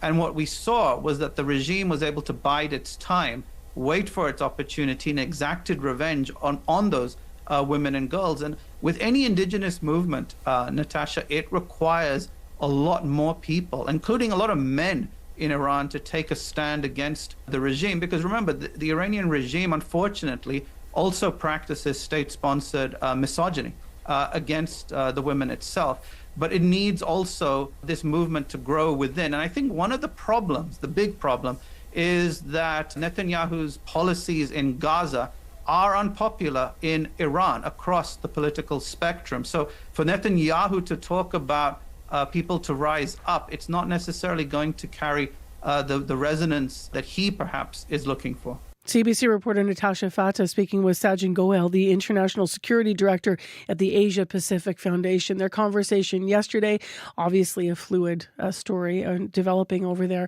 So more on World Report at 8. Right now, 7:27, time for sports. Claude Fake is in this morning. Good morning. Good morning, Marcy. Glad you're with us. So let's start with Oklahoma City Thunder. They're looking to take the lead in the NBA Final tonight. Yeah, nice to be with you as well. Now, the old sports axiom certainly applies tonight with the pivotal Game 5 between the Oklahoma City Thunder and the Indiana Pacers, as the NBA Finals shifts back to the Sooner State for Game 5 with the series tied at 2 games apiece. Now, the Thunder, of course, are led by Hamilton, Ontario native Shai Gilgeous-Alexander, who has shown his worth as the league's most valuable player throughout the finals. He has scored 30 or more points in 3 of the first 4 games of the series, and as usual is extremely calm and grateful, talking about the task at hand tonight. It's a lot of games. It's tiring for sure. I don't think I'm the only one out there that's tired. But yeah, it's something new for a lot of us. A lot of us haven't been this late into this season. But I think above all, it's been very fun. It's been everything I dreamt it to be growing up. There's no other place in the world I'd rather be. And I'm grateful to be here, thankful for the experience for sure. And SGA is one of 4 Canadians playing in the finals, 2 from Ontario, 2 from Quebec. Tip time is just after 8:30 Eastern time, 6:30 Mountain. First, for another up-and-coming Canadian tennis player as well. Yeah, speaking of Canadians on the rise, here's a name you'll certainly be hearing more of in the future in tennis. Gabriel Diallo, a 23-year-old 6'8" kid from Montreal. He's a kid, he's 23, who plied his trade collegiately at Kentucky. He's shown some flashes, including a third-round appearance at the U.S. Open last year. But this weekend, he topped them all, winning his first ATP Tour title with a straight sets win at an event in the Netherlands. And along with the trophy and the accolades, Diallo may have stumbled into a new nickname for himself. I'd like to thank the organizers of the tournament, the volunteers, the people working at the security, the stringer who misspelled my name and called me Diablo instead of Diallo. So special shout out to him. I don't know if he's here, but I told him at the beginning of the week that if I'll get to to have a mic by the end of the week, I'll definitely say that. Yeah, I think we like Diablo, Marcy. It's got a little bit of an edge to it, and we'll certainly see him at this year's draw at the National Bank Open in Toronto next month. And we can quickly tell you, Canadian Elite Basketball League, the Sea Bears continued their win streak as they beat Saskatchewan 91-84. Former Raptor Jalen Harris led all scorers with 32 points, including the game-winning basket. The Sea Bears are now off until Friday when they take on the best team in the league, the Vancouver Bandits. Thanks for rolling in that the local basketball. A lot of people love the Sea Bears here. Nice to have you on the show this morning, Claude. Appreciate it. All right, Marcy, thank you. Have a great day. You too. That's Claude Fag. And yesterday, I don't know about you, but I was also watching a bit of the U.S. Open. So JJ Spawn, what a lovely moment for him. Once feeling insecure, he's never finished that high end, and he won the U.S. Open yesterday. Amazing.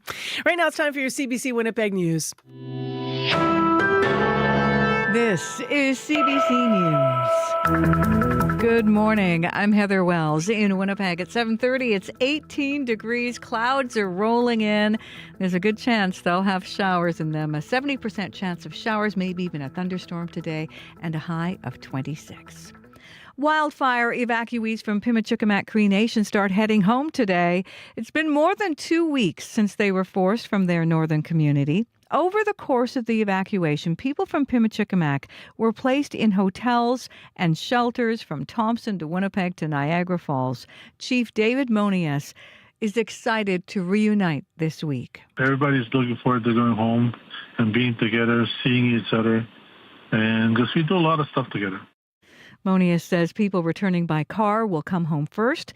The First Nation is also arranging bus and plane tickets for the thousands of others. And high-risk community members like those with breathing issues or medical concerns will likely be the last to return. Hundreds of evacuees from Cranberry Portage were allowed home over the weekend. Some First Nations leaders in Manitoba are concerned about the province's recent push for more resource extraction projects in the north. Premier Rob Canoe sent a letter to Prime Minister Mark Carney pitching 5 major projects to fast-track in the province. Garrison Settee, Grand Chief of MKO, representing Northern First Nations, worries about the impacts on people who have already suffered due to hydroelectric projects. There's always that rush telling us that there's only a limited opportunity. The minerals will all be there. The minerals will always be there. And nothing will happen unless the First Nations in those territories say that's going to happen. Top of the list of projects Canoe wants to fast-track is a trade corridor bringing minerals and fossil fuels to the Port of Churchill. A 36-year-old man is now in police custody after a tense 10-hour standoff near Disraeli Bridge. It started early Saturday. Officers were called about reports of a shooting at a home on Grove Street in Point Douglas. Police found a man with a shotgun who then fled under the bridge near Sutherland Avenue. The bridge, the pedestrian footpath, and riverways were all closed to traffic as officers spent hours negotiating with the man. He was finally taken into custody Saturday afternoon. No one was hurt. Police say the man was on parole at the time of the incident and now faces multiple firearms-related charges. In Minnesota, the hunt for a suspected killer ended Sunday night. Vance Bolter was taken into custody, accused of killing lawmaker Melissa Hortman and her husband and wounding State Senator John Hoffman and his wife. Authorities allege Bolter was dressed as a police officer. Minnesota Governor Tim Walz made this promise to Hortman's family. To Melissa and Mark's family, I cannot fathom your pain and the grief that you're going through.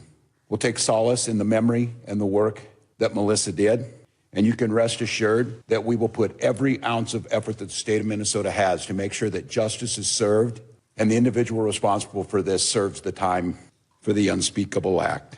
State grieves with you. Bolter faces 2 counts of murder and 2 counts of attempted murder. The G7 summit begins today in Kananaskis, Alberta. Ahead of that, Prime Minister Mark Carney is meeting U.S. President Donald Trump this morning, expected to discuss issues like border security, tariffs, and trade deals. Last night, Trump was asked if he's expecting any new agreements. Look, we have our trade deals. All we have to do is send a letter. This is what you're going to have to pay. But I think we'll have a few new trade deals, yeah. Trump also says he hopes Israel and Iran will be able to reach a ceasefire. That conflict is now into day 4. You can hear the latest national and international news on World Report at 8. The Jewish Federation of Winnipeg says it is closely monitoring the escalating conflict between Israel and Iran. Jeff Lieberman is president of the Jewish Federation of Winnipeg. Our hearts in Winnipeg are with the people of Israel during this tense and uncertain time. We stand with unwavering solidarity with our Israeli family as they face threats and the potential for further violence. Lieberman says he's not aware of any Winnipeggers in Israel who have been hurt. Hockey often lifts spirits, and it did so this weekend for some wildfire evacuees. A street hockey game for Flin Flon families staying in Winnipeg, organized by the former Flin Flon Bombers captain, Lucas Fry. Fry played for the junior hockey team between 2020 and 2023 and wanted to support the community that cheered him on for years. They're going through a really tough time right now where a lot of them are isolated. A lot of them don't necessarily have homes to stay in right now. So this is just something that I wanted to put on where we could have a little bit of normalcy going on. Everybody could come together for a good day and have some fun. Flin Flon's 5,000 residents have been displaced by wildfires since May 28th. Lacing up in Manitoba's biggest race. Winnipegger Janine Zajac finishing first in the women's full marathon at the Manitoba Marathon. The 28-year-old was full of emotion, saying she hasn't won a race since high school, and she wasn't sure she could win. You never really know. Someone can come out of nowhere at any point, but I was in third until about maybe kilometer 18, and then I felt really good, so I started to push it and just kept going. Caleb De Jong won the men's marathon. 12,000 runners were part of various events in the 47th Manitoba Marathon. You can find more news updated throughout the day. All you have to do is head to cbc.ca/Manitoba. Thank you, Heather Wells. You're welcome. All right, Abby Eddy now has a look at our regional forecast. It's going to be mild and cloudy in the south, and scattered showers would come with that, and then we still see cool conditions in the northern parts of the province. Air quality statements in place for parts of northern Manitoba also this morning. Winnipeg and surrounding areas, we're seeing 18 degrees in most of the southern regions, and up north we're seeing temperatures around 3 to 11 degrees at this time. We see most of the regions warm close to 26 degrees today. All right, thanks, Abby. Thank you. Sarah Sanders is just popping in with a look at our commute this morning to see where traffic is heavy, and it's been actually up to this point pretty quiet. So 7:37 a.m. now. What's it like now? Still no calls on the commuter line, so very quiet in terms of commuter calls. So things are moving along this morning. If there's anything slowing you down out there, you can give me a call on the CBC commuter line, 204-788-3093.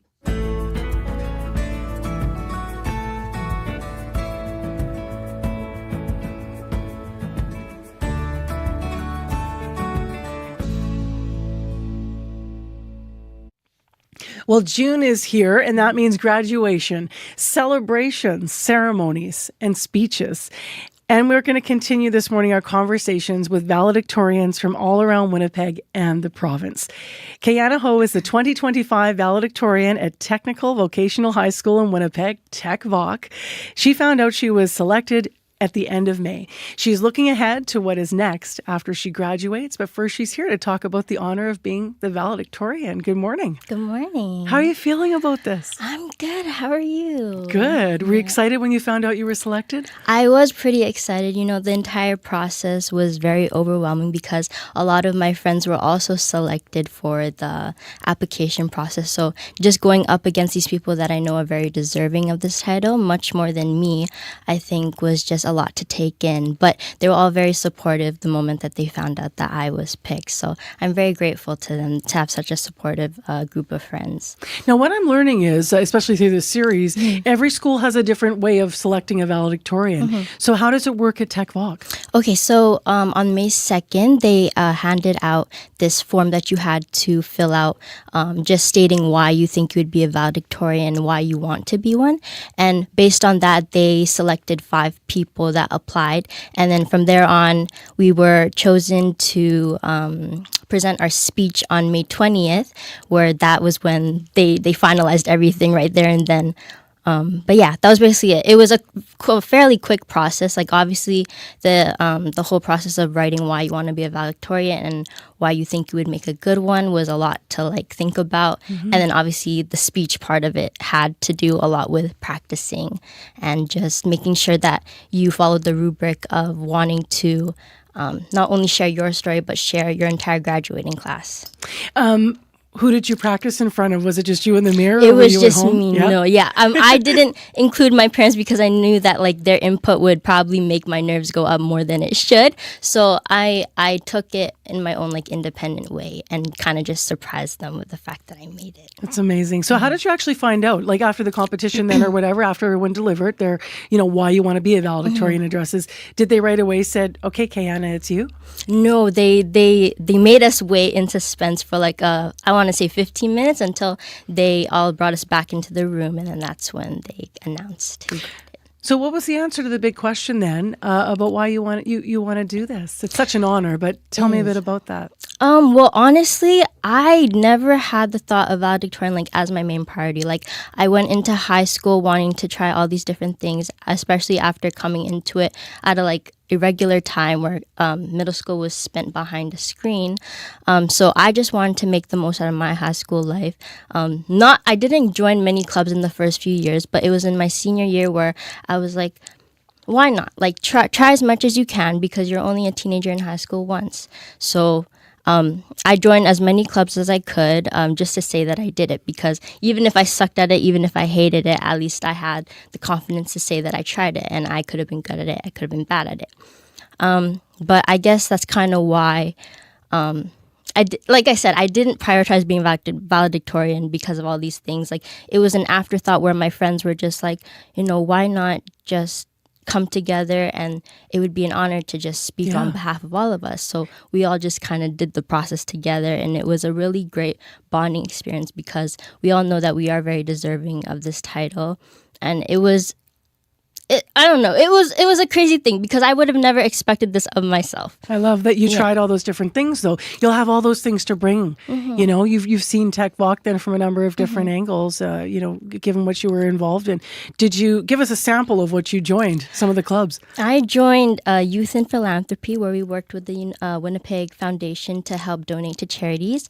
I joined our Student Activities Committee where we basically just came up with all these different spirit weeks and fundraisers to help our school just come together. And then last, I joined the Ethics Bowl, which is basically where different schools come together to, I guess, debate over these global issues, but in a more respectable way. So that was all really fun to be a part of. You actually left Tech Voc for a semester. Tell me a bit about that and then why you went back. Okay, so in grade 9, obviously it was a year that was full of experiences and just trying things out. But I left for a different school in grade 10 because I kind of just wanted to expand my opportunities and be like, well, I'm not sure if this is a school that I want to stick with. So the better way to find out if this is really right for me was to try something different. And spoiler alert, it wasn't. I did enjoy the community that Tech Voc brought to me more than the other school did. And I just felt like it was a very inclusive place that I knew that I wouldn't find the same people, I wouldn't find the same diverse group of teachers as I would in that other school. So it was a pretty easy decision coming back. What do you mean by diverse group of teachers and how did that, why and how did that matter to you as a student? So what I mean by diverse group of teachers is that they are really welcoming. They're really friendly. Like they talk to you as if you were your friend. Like they make the environment of a classroom feel safe and that you can always talk to them if you need anything. So the connections for you there. Yes, the connections, definitely the connections. And it's important to me because, after COVID and everything, spending a classroom behind a screen, you kind of just want that connection back. And they did that perfectly. You have been taking dental hygiene at Tech Voc, I understand. Tell me a bit about why you wanted to take that. Well, it was the only medical vocation at Tech Voc alongside dental assisting, but dental technology is where I wanted to do more hands-on, where I could build appliances that help people. Even though dental technology or dentistry in itself isn't something that I'm interested in pursuing in the future, it's still good to say that you have experience in working with a lab and having that experience in working with a fast-paced fast-paced environment. You do in the future want to work in wildlife rehabilitation, I understand. Why is that speaking to you? Well, ever since I was a kid, everyone around me has known that I've loved animals. Like, I have this different kind of passion and compassion when it comes to helping animals. So in the future, when I found out that a wildlife vet was a thing, or wildlife rehabilitation was a thing, it just, I don't know, it really resonated with me because as much as I loved helping people, I feel like animals need us most, especially with how the world is right now. And we have people to help us, animals do not. So I kind of just want to be part of the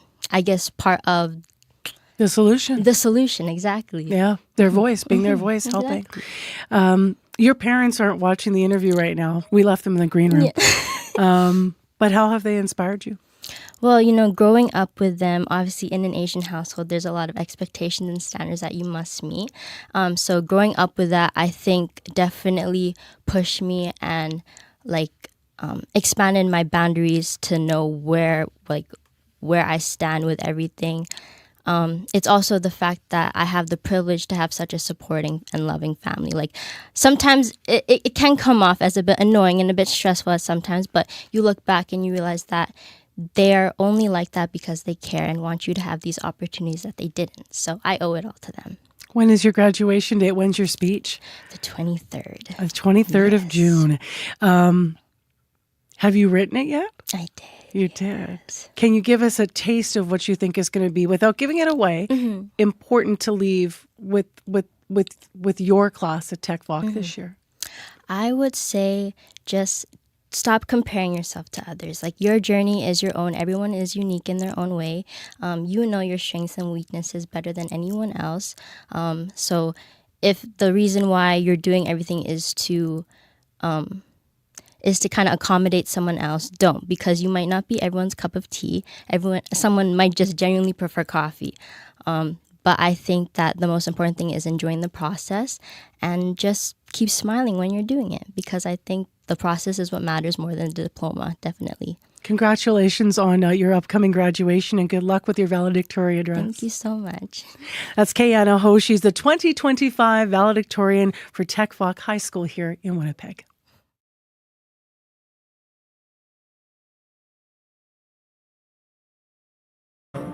Breaking news that shapes our world. Staying on top of stories around the globe. And connected close to home. It's news you can trust. Delivered when you want and where you want. On Canada's News app. Now with CBC Radio 1. Local and live.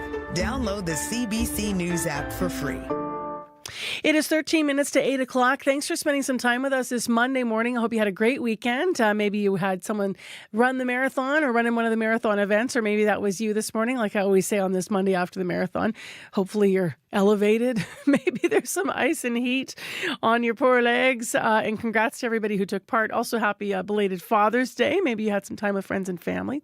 We're going to get some rain today in Winnipeg. We got a 70% chance of those showers developing late this morning. This afternoon, a risk of a thunderstorm. So plan appropriately if you're biking or walking today. It could be wet on the way home. A high of 26 degrees. Right now it is 18. Brandon's mostly cloudy and 17 degrees. You have very similar forecast to Winnipeg with a good chance you're going to get some showers today. And then in Thompson, shallow fog right now. It's 8 degrees. And currently in Thompson, you have a sunny condition, and you're going to expect that for the day. Sunny and a high of 22 degrees. We do have air quality advisory for one part of the province, and that is up in Barons River, Poplar River, Moselin, and Island Lake region around Oxford House and God's Lake. So that whole region of the province still under a special air quality statement because of the wildfires.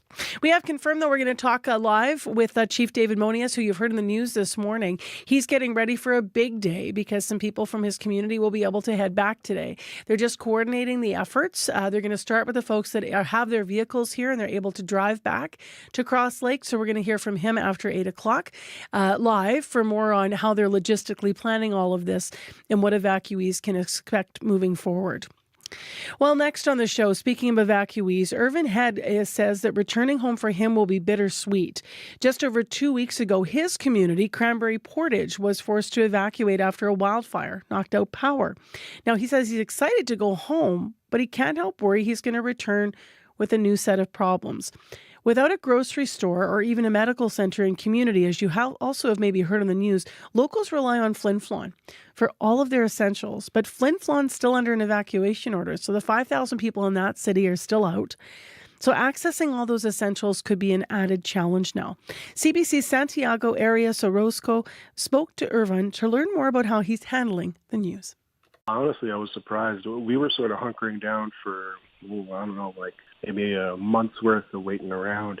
But there was a good long stretch of wet weather, like in the last week. And thankfully, some of that went north and calmed things down a bit. And even if we, like the folks from Cranberry Portage, can like go home, like I said, the Flin Flon like residents are evacuated.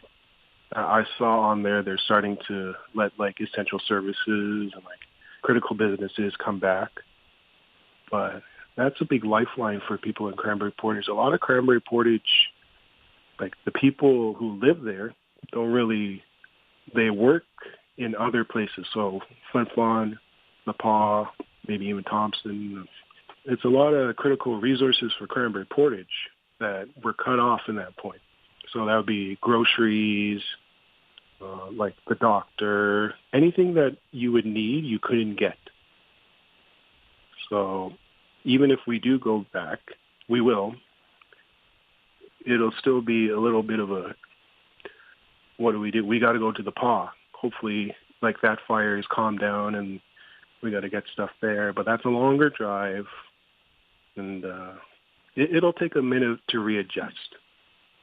And that's another issue, too, because a lot of those communities like Flin Flon, Creighton, and Denair Beach are really close together, and they're really interlinked.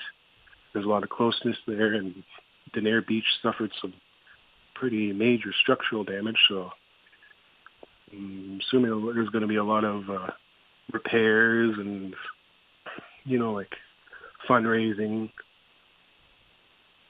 And it's going to affect the mood at the very least. A lot of people aren't going to be, there's going to be that sense of relief that your home hasn't been like affected, but it's going to be, oh, what can we do to help like these other people? I mean, you're not the first person who mentions that Flin Flon is kind of a lifeline for the community.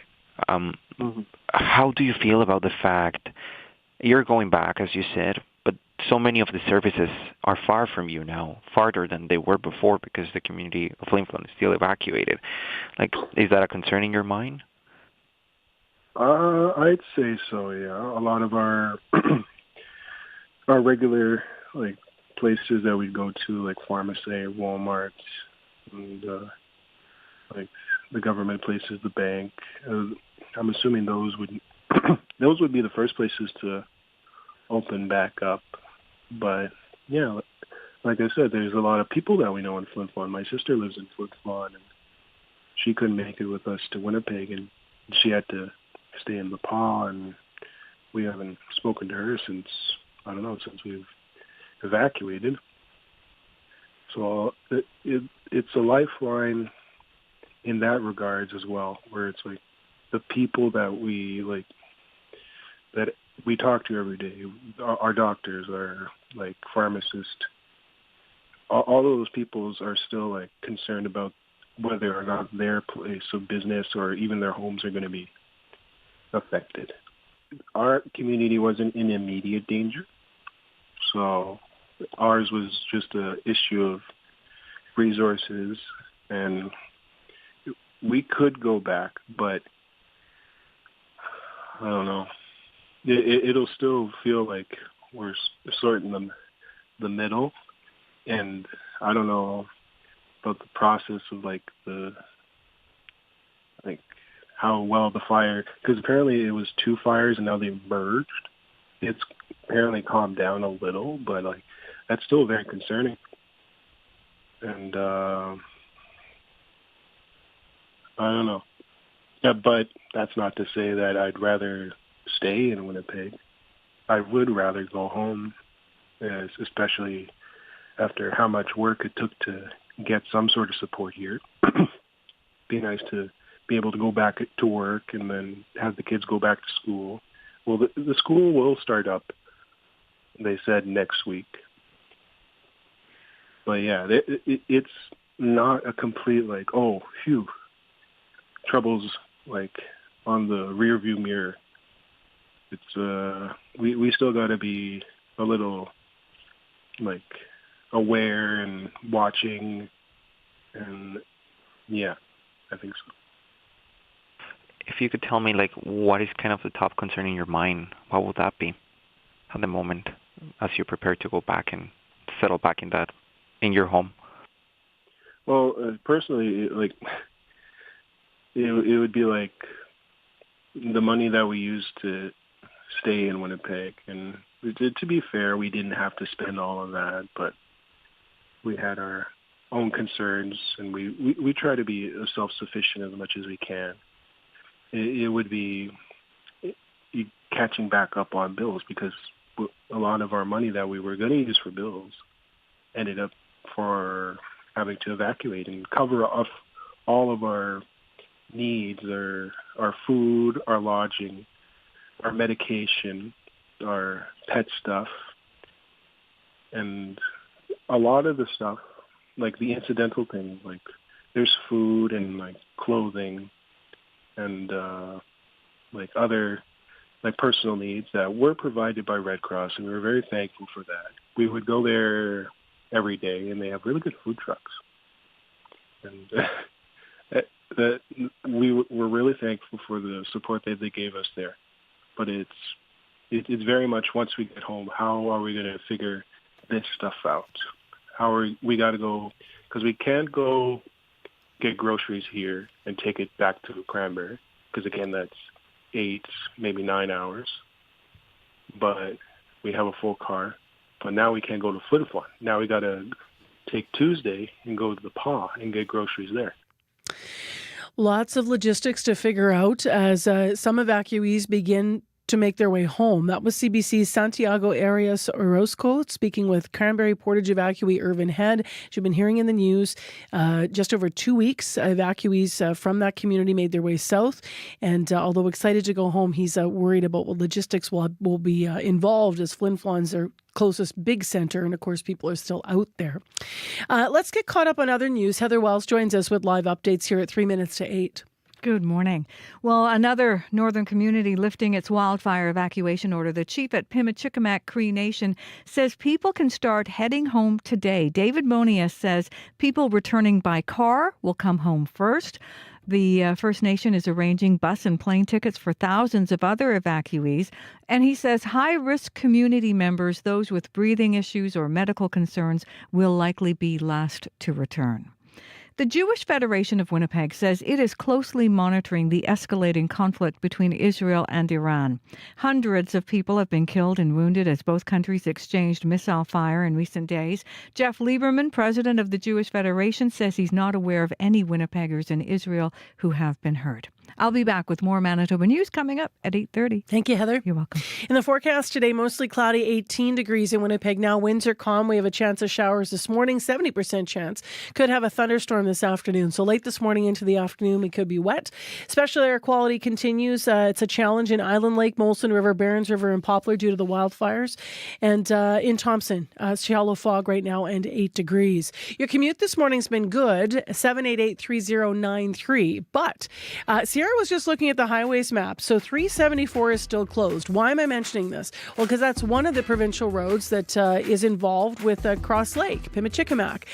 So people are going to start returning today, but they're going to find along their way that there are still some barricades and issues with highways. So how will they physically be getting home, and what does that look like? As you heard Heather say, they're working out logistics right now. The chief's going to join us live with a bit more information after 8 o'clock, and also to tell us how he's feeling this morning after 2 weeks of everyone being out of community. So stay tuned. We'll have that live interview for you.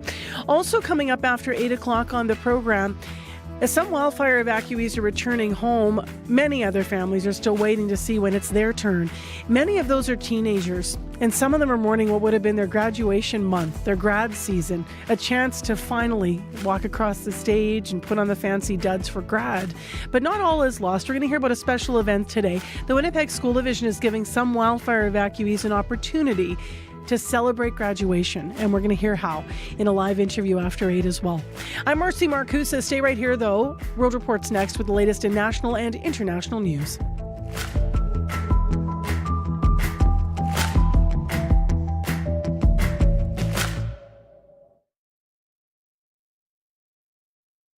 Q. I'm Jill Deacon. The rock band Counting Crows' debut album, August and Everything After, went multi-platinum in 1993. Lead singer Adam Duritz joins Tom Power to talk about how there's really no going back after becoming famous.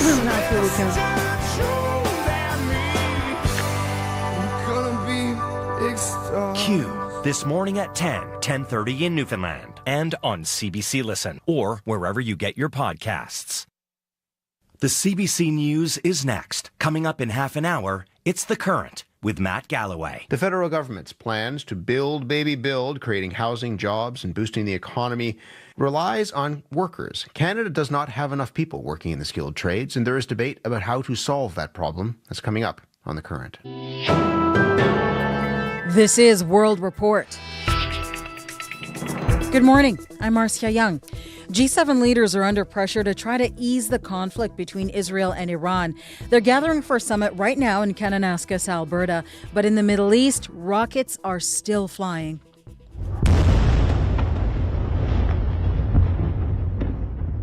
Iranian missiles have struck the Israeli cities of Tel Aviv and Haifa. They destroyed homes, killed at least 8 people, injured more than 90 others. Meanwhile, Israel's prime minister is urging the people of Tehran to evacuate. And there are reports the Israeli Air Force has begun another wave of airstrikes. The CBC's Crystal Gomansing reports from Jerusalem. It is all raising fear about a broader war in the Middle East. Rescuers comb through the rubble of a high-rise blown open. The central district city of Petah Tikva, the latest to feel the wrath of Iran. British maritime security firm Ambry says fires have been observed at a power plant in the vicinity of Haifa. There's been no official comment from Israeli authorities. Continued barrages are affecting Israel's ability to intercept all of the incoming missiles. The first plan was absolutely not regime change. Yonah Jeremy Bob, the author of Target Tehran and an Israeli journalist, says with more Israelis being killed, the calculus for removing Iran's supreme leader Ayatollah Ali Khamenei has changed. Now Netanyahu is definitely considering killing Khamenei, but that could lead to a longer conflict.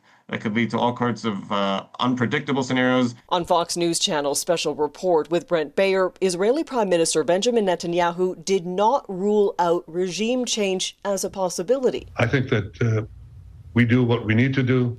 We'll do what we need to do. Israel so far has focused its attacks on nuclear sites, scientists, weapons facilities, and military leadership. Iran, meanwhile, has instructed Israelis to leave areas of vital interest as well as occupied territories for their own safety. Crystal Gomansing, CBC News, Jerusalem. German Chancellor Friedrich Merz says preventing further conflict between Iran and Israel will be a key issue at this G7 Leaders Summit. The agenda is packed with a lot of high-level business. Prime Minister Mark Carney has a one-on-one with the U.S. president this morning, and France's president is also sending a message to Donald Trump. Emmanuel Macron scheduled a stopover in Greenland on his way to the G7 summit. As Murray Brewster tells us, it was meant as a show of solidarity following Trump's threats to annex the Danish territory.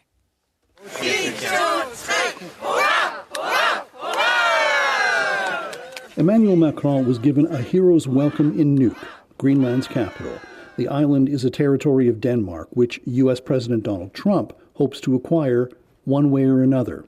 Ahead of his face-to-face meeting with Trump at the G7 in Kananaskis, Macron pushed back forcefully. In a few words, everybody think in France in the European Union, then Greenland is not to be sold, not to be taken. The French Navy has been exercising in waters off Greenland with a task force for the last several days. And in case that wasn't enough of a message to Trump, Macron reassured the people of Greenland. And when a strategic message is sent to you, I want just for you to know that it's clearly perceived by the Europeans as targeting a European land. Whether Macron's remarks will provoke Trump is an open question. The U.S. president has also said he'd like to make Canada the 51st U.S. state. Canada's Foreign Affairs Minister, Anita Anand, did not acknowledge Macron's bold statement when she spoke with the media. G7 leaders begin meeting today, where issues, including the exchange of missile fire between Israel and Iran, is set to dominate the security discussion. Murray Brewster, CBC News, Banff, Alberta. An Air India flight bound for New Delhi has been forced to return to Hong Kong after a suspected mid-air technical issue. The plane was a Boeing 787 Dreamliner. That's the same model involved in last week's crash in India. At least 270 people were killed, including one Canadian. India's government says authorities are inspecting Air India's entire fleet of Dreamliners. Investigators are still working to determine the cause of the crash. 5 provincial premiers are in Boston this morning to talk tariffs. They're meeting with some northeastern U.S. governors. The governors invited their Canadian counterparts with the aim of forging alliances in Donald Trump's trade war. But as Mike Crawley reports, it's unclear how much sway these U.S. politicians have with the White House. We cannot continue to have our economy in Massachusetts and around this country held hostage.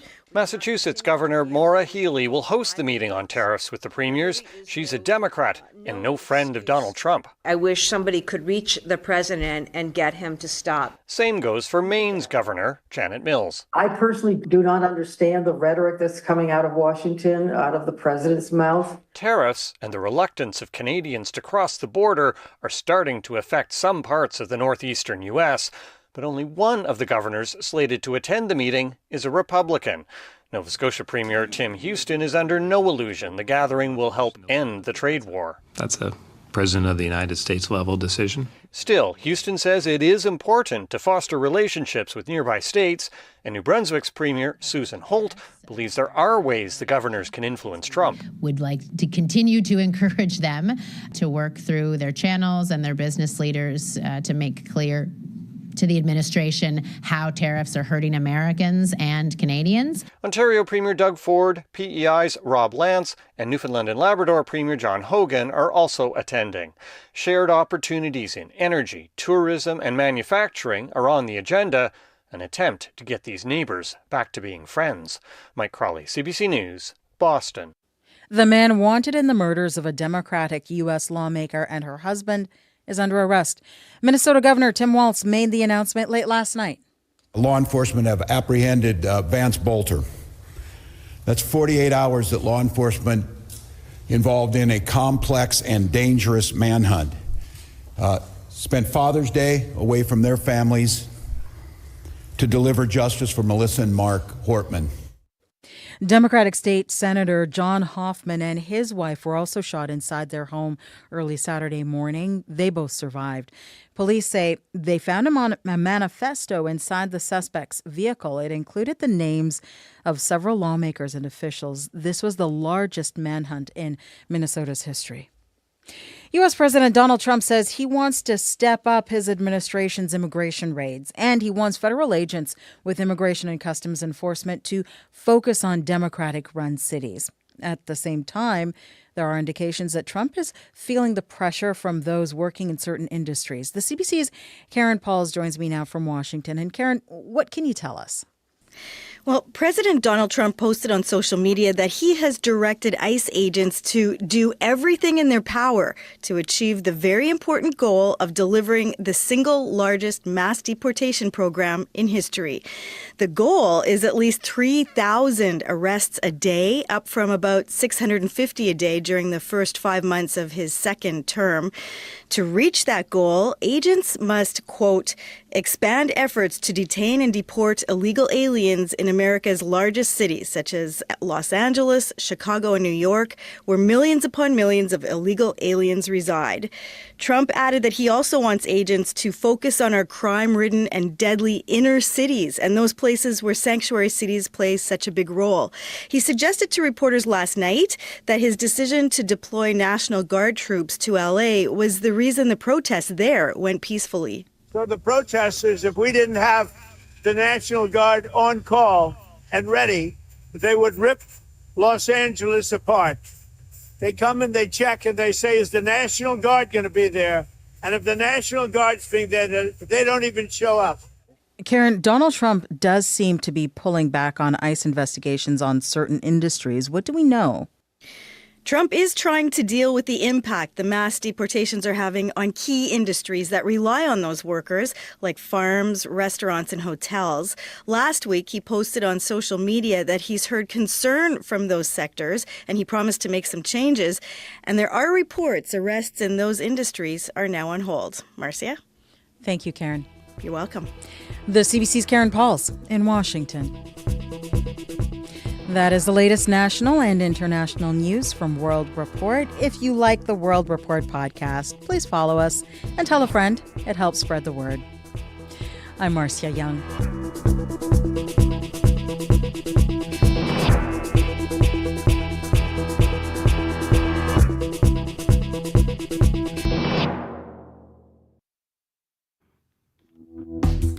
Well, good morning, Manitoba. I'm Marcy Marcusa, and this is Information Radio. We're live in downtown Winnipeg on CBC 89.3 FM, 990 AM on the app and on YouTube. And we're expecting rain. Here in Winnipeg and also parts of the north, it's been pouring in Cross Lake overnight, and people have been posting videos of it. And if you can hear a smile in my voice, that's because I've just been reading comments. The chief at Pimachikamak said that today is going to be the day, as you've been hearing in the news, where people can return home. People in vehicles first will be the ones to head back after they are evacuated due to the wildfires. And I've been reading the comments on Facebook when the chief posted that, people saying, awesome, right on, great work, and a whole load of thank yous. So David Monius is live on our show this half hour to talk about the logistics of that and to share more about what has developed. In addition, this half hour on the program, for those evacuees who are still here in Winnipeg from other communities and who are lamenting missing graduation season, there's a special something planned today from the Winnipeg School Division that's going to involve them. So stay tuned. We're going to hear more about that. Right now, let's go to Heather Wells, who is in our news center with headlines. Good morning. Well, as some northern evacuees start returning, people from Flin Flon are still waiting. That city's mayor says it could be at least a week before the evacuation order is lifted. George Fontaine says before anyone comes home, the city needs to get health, emergency, and food services back up. 5,000 people were ordered out by wildfires, ordered out of Flin Flon back on May 27th.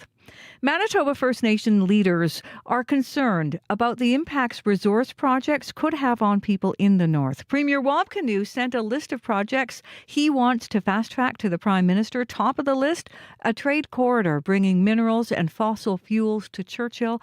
We'll hear some concerns from people in northern First Nations coming up in our next local news at 8:30. All right, thanks, Heather. You're welcome. Let's get into the forecast with Abby. It's mild and cloudy in the southern part of the province with showers and a risk of thunderstorm to come with that. Up north, we're seeing sunnier and calmer conditions. Special air quality statement still remains in effect for parts of northern Manitoba due to that wildfire smoke, as air quality is a bit moderate, but it might be affecting you because it's between 4 to 6 this morning. So if you're having issues breathing, you should go inside. Winnipeg, 19 showers in the forecast. We warm up to 26. Sierra, what's up in the commute? Not much. There has been no calls on the commuter line, so things are moving along out there on this Monday morning. There is still a little bit of time in the show, so if there's anything that comes up or anything that is slowing you down out there, you can give me a call on the CBC commuter line, 204-788-3093.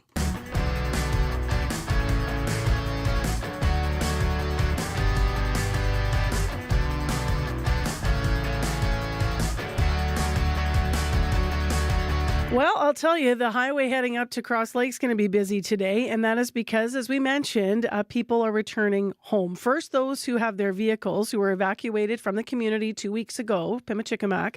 There are some 6,640 people who live on reserve there, and they have been evacuated all over southern Manitoba. So we thought, in addition to what you've been hearing in the news, it would be important to talk to the chief this morning. David Monius is on the line with us. Good morning. Good morning. Thank you for having me. How does today feel to you? It feels great. It was good to wake up and knowing that we're going to get busy as our people are going home today. No kidding. What reaction did you get on Facebook when you posted that today would be the day where the return began? I was reading some of the comments, but I'm sure you looked at some of those.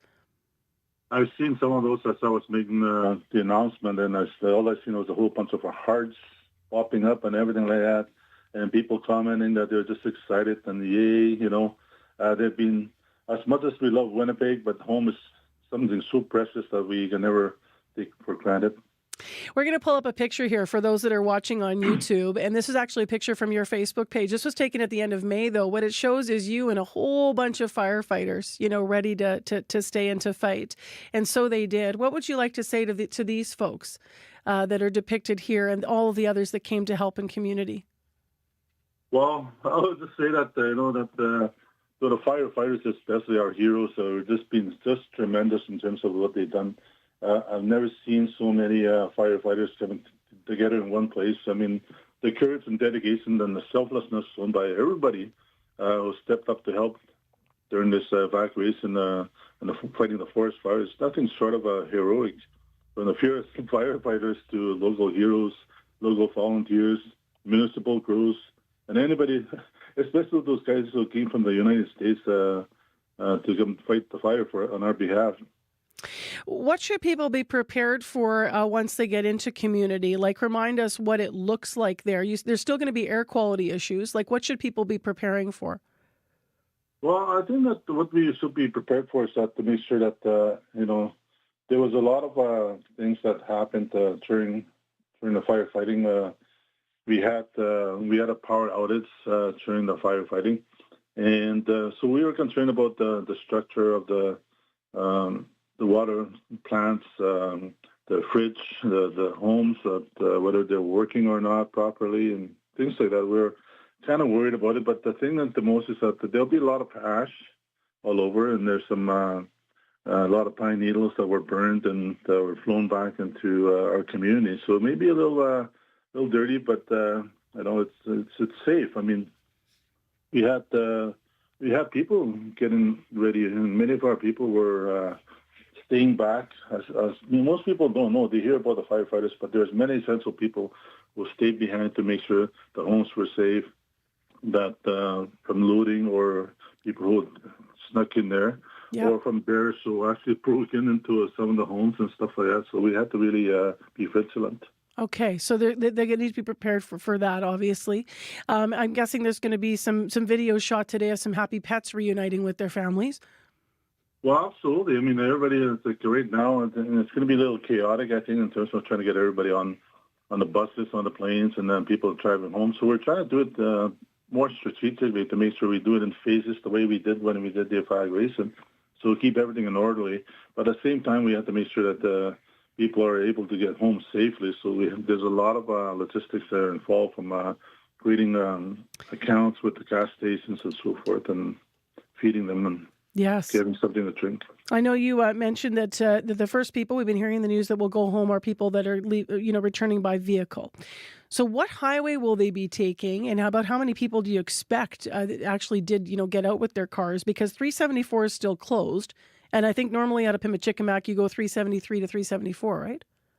Yeah, and from the highway number 6, we would take 373 and then 374. Mm-hmm. We closed the highway at that time, but it'll be open today, mainly because that people are traveling back and forth to Northhouse. That we closed it off at 374 because there was a fire there, and that was crossing that road. But it's now it's out now, and it's safe to return there. But we have to make sure it remain closed, because we don't want people driving into the community without our knowledge and so forth. Got it. Okay. And do you have a sense of, I think it's 6,600 people who live on reserve there at Pimachikamak. Do you know how many left by car? Like, is it half of the people, or is it, less than that and more would have flown out? Oh, geez, we can't even begin to tabulate in terms of how many people drove by car and by plane. Just a lot of them went to North House, right? As you understand that that's the only means of escape to get to the airport. So a lot of those people drove their vehicles into North House and then took the Hercules from there. And the only few had driven out and so forth, maybe 1,000, I say. I say that's a few because that's we evacuated close to about 2,500 people. Because you're mentioning on reserve, but there's also a adjacent community which our fan members live in to the side, in the incorporated community in Cross Lake. So roughly about 7,500 altogether. Got it. You were mentioning food and gas, and then obviously after the cars go today, then you're going to be looking at the next folks, right? As we heard in the news, those with highest risk will be last to go. Those that are flying will be after the vehicles. Where should people go to get this information, Chief Monius? Right now, we do have an evacuation page and also a Cross Lake Band page where we post everything. And I post everything about on my Facebook page so that people tend to follow that. And we've been getting a list together and contacting these people directly. Much the same way we did when we evacuated people.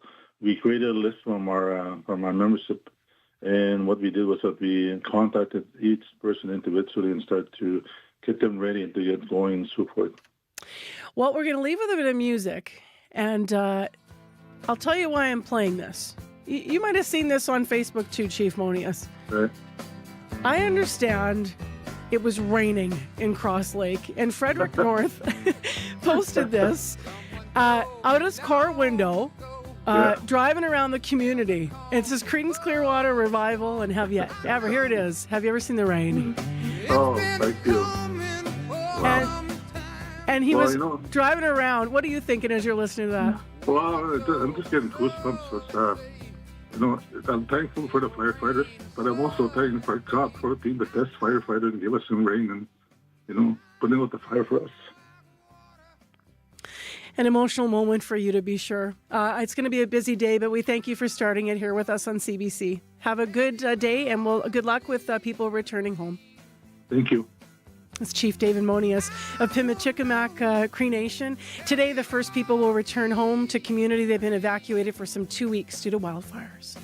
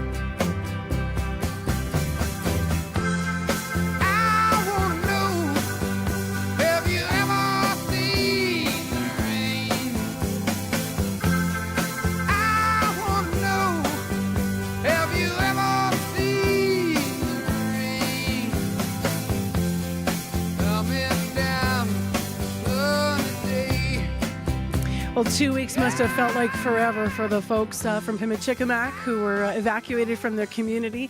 They did get some rain overnight there, quite a lot of it. And in our forecasts for today, there'll be a little bit more rain across southern Manitoba, including Winnipeg this afternoon, and also a little bit more up north, where it's still much needed. As wildfires impact our province, keep up to date with CBC. For the latest information, listen to CBC Radio 1. Visit cbc.ca/Manitoba or the CBC News app. For people who have a limited data plan or are running into spotty mobile service on the road, visit cbc.ca/lite. That's cbc.ca/LITE.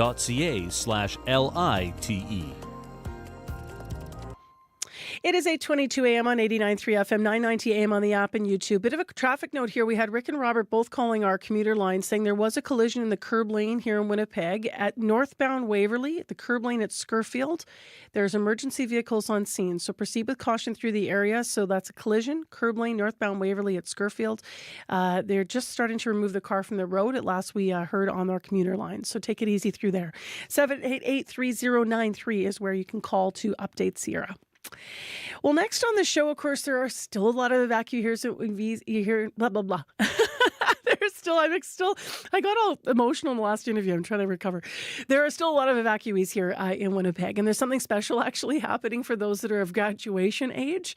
Today, the Winnipeg School Division is celebrating Indigenous grads today.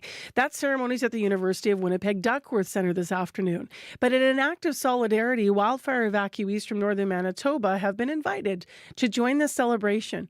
Rob Riel is with us live on CBC, Assistant Superintendent of Indigenous Education at Winnipeg School Division. Good morning to you. Good morning, Marcy. So why have you opened this up to grads, and is it all grads then that you're inviting that are wildfire evacuees?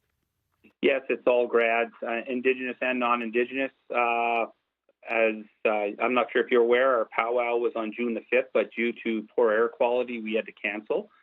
And during that time, we normally do an honor song for them, and they come and be honored at the powwow for their graduation. So we thought we would continue that and figure out an alternative plan, which ended up being today. So you're in partnership doing this with Assembly of Manitoba Chiefs as well. Tell me a bit about why you felt it was important to offer something to those, those young evacuees who would have been celebrating grad seasons, but they're out of their homes. We've been in touch with many of the groups with regards to evacuees and trying to just be a good human being and support someone else in time of need. And our schools have stepped up and wanted to host families to come, and we're planning for that. Those that'll be still remaining. It's nice to hear that they're going to be able to go home. That's awesome.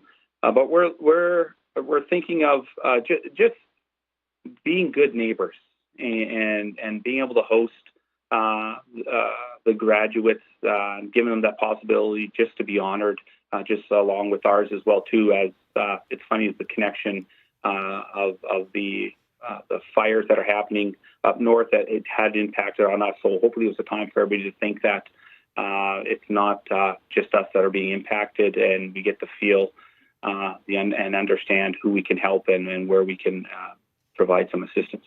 How do you have a sense of how many students, that would have been evacuated from their communities might be expected to attend today?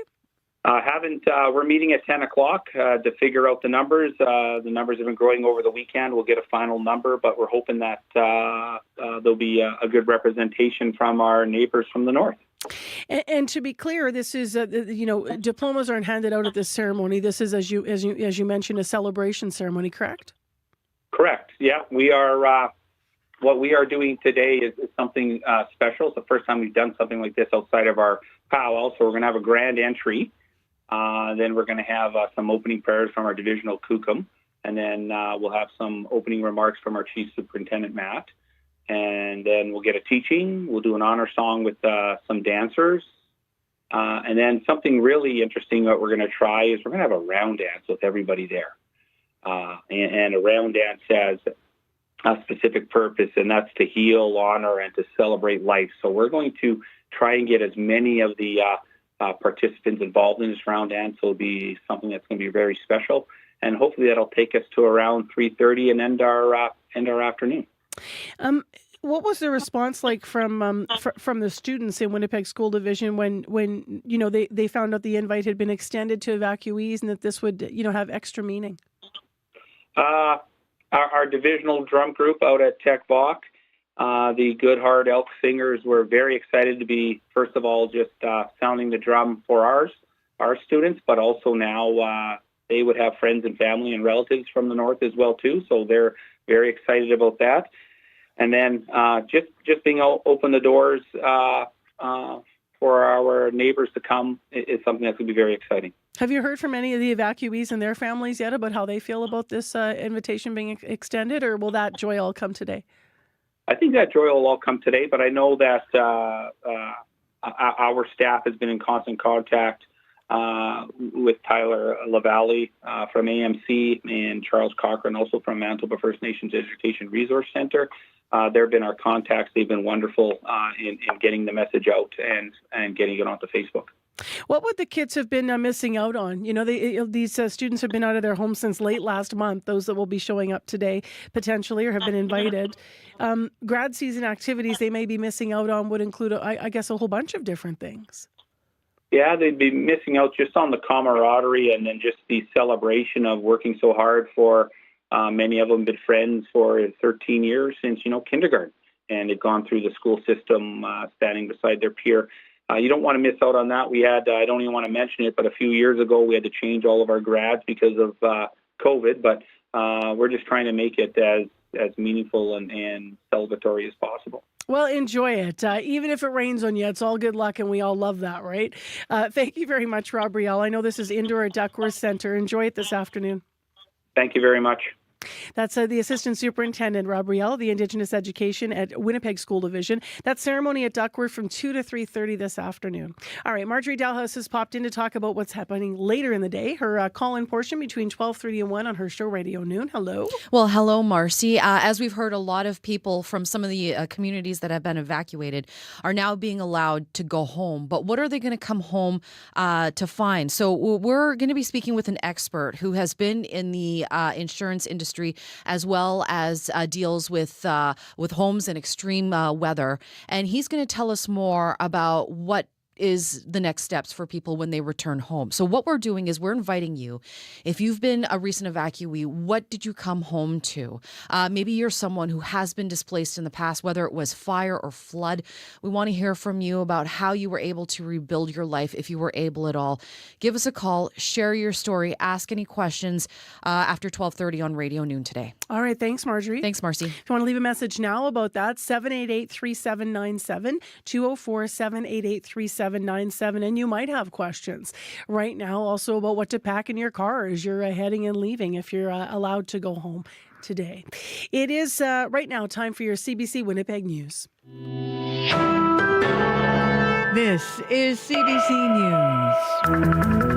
Good morning. I'm Heather Wells in Winnipeg at 8:30. It's 19 degrees. We're going to see clouds roll in through the morning. We may see showers starting this morning into the afternoon. A good chance of that.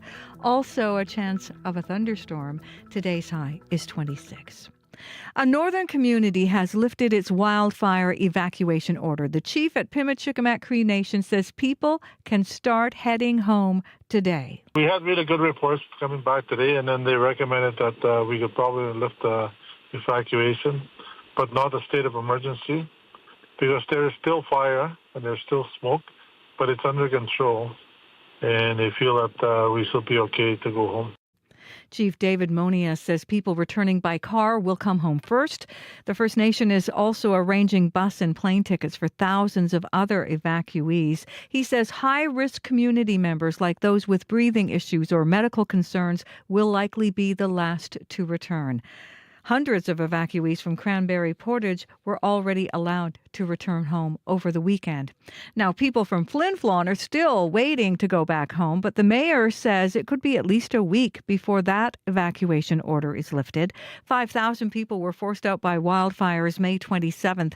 Flin Flon's Mayor George Fontaine says despite the fact there's been very little rain, fire crews have been able to battle back the flames from the city, and no structures have been lost to the fire. Fontaine knows people are anxious to return, especially seeing other communities go back, but he says don't lose hope. I say there's lots of hope. We have our homes, and whether it takes a week or 10 days or 12 days or whatever, you've got your home. So your lawn will be a little longer when you go back. Throw some things out of your fridge, do that. But you're going back, and you're going back to a house, which, when we left, I didn't expect to go back. Fontaine says before people can return, the city needs to get health, emergency, and food services back up. Some First Nations leaders in Manitoba are concerned about the province's recent push for more resource extraction projects in the north. Premier Wab Kinew sent a letter to Prime Minister Mark Carney pitching 5 major projects to fast-track in the province. Garrison Settee, Grand Chief of Manitoba Kuwait Naui Okamakanag, which represents Northern First Nations, worries about the impacts on people who have already suffered due to hydroelectric projects. There's always that rush telling us that there's only a limited opportunity. The minerals will all be there. The minerals will always be there. And nothing will happen unless the First Nations in those territories say it's going to happen. Top of the list of projects Canoe wants to fast-track, a trade corridor bringing minerals and fossil fuels to the port of Churchill. Members of Winnipeg's Jewish community are speaking out in support of Israel in its escalating conflict with Iran. Israel bombed Iran's defense ministry headquarters in Tehran and sites, it says, were associated with Iran's nuclear program. Iranian missiles destroying buildings inside Israel. Hundreds have been killed and wounded in both countries. Jeff Lieberman is president of the Jewish Federation of Winnipeg. Iran regime wants to destroy Israel, and if they reach nuclear capabilities, they'd be a constant threat to Israel. Iran cannot have nuclear capability. Lieberman says Canada should support Israel's efforts. Hockey for wildfire evacuees. Former Flin Flon Bombers captain Lucas Fry welcomed children of all ages and their families to River Heights Community Centre to play alongside past and present bombers. Travis Rideout is the president of the Flin Flon Bombers. He left the northern city nearly 3 weeks ago, forced out by fire. Everyone here is a member of Flin Flon. So whether they live there now or they were born and raised there or they played for the Bombers. And that was one of the things that with the Bombers, it's, once you're a bomber, you're always a bomber. And so once you're a part of the community of Flin Flon, you're always a part of that community. The wildfire burning near Flin Flon is more than 370,000 hectares in size. Lacing up for Manitoba's biggest race.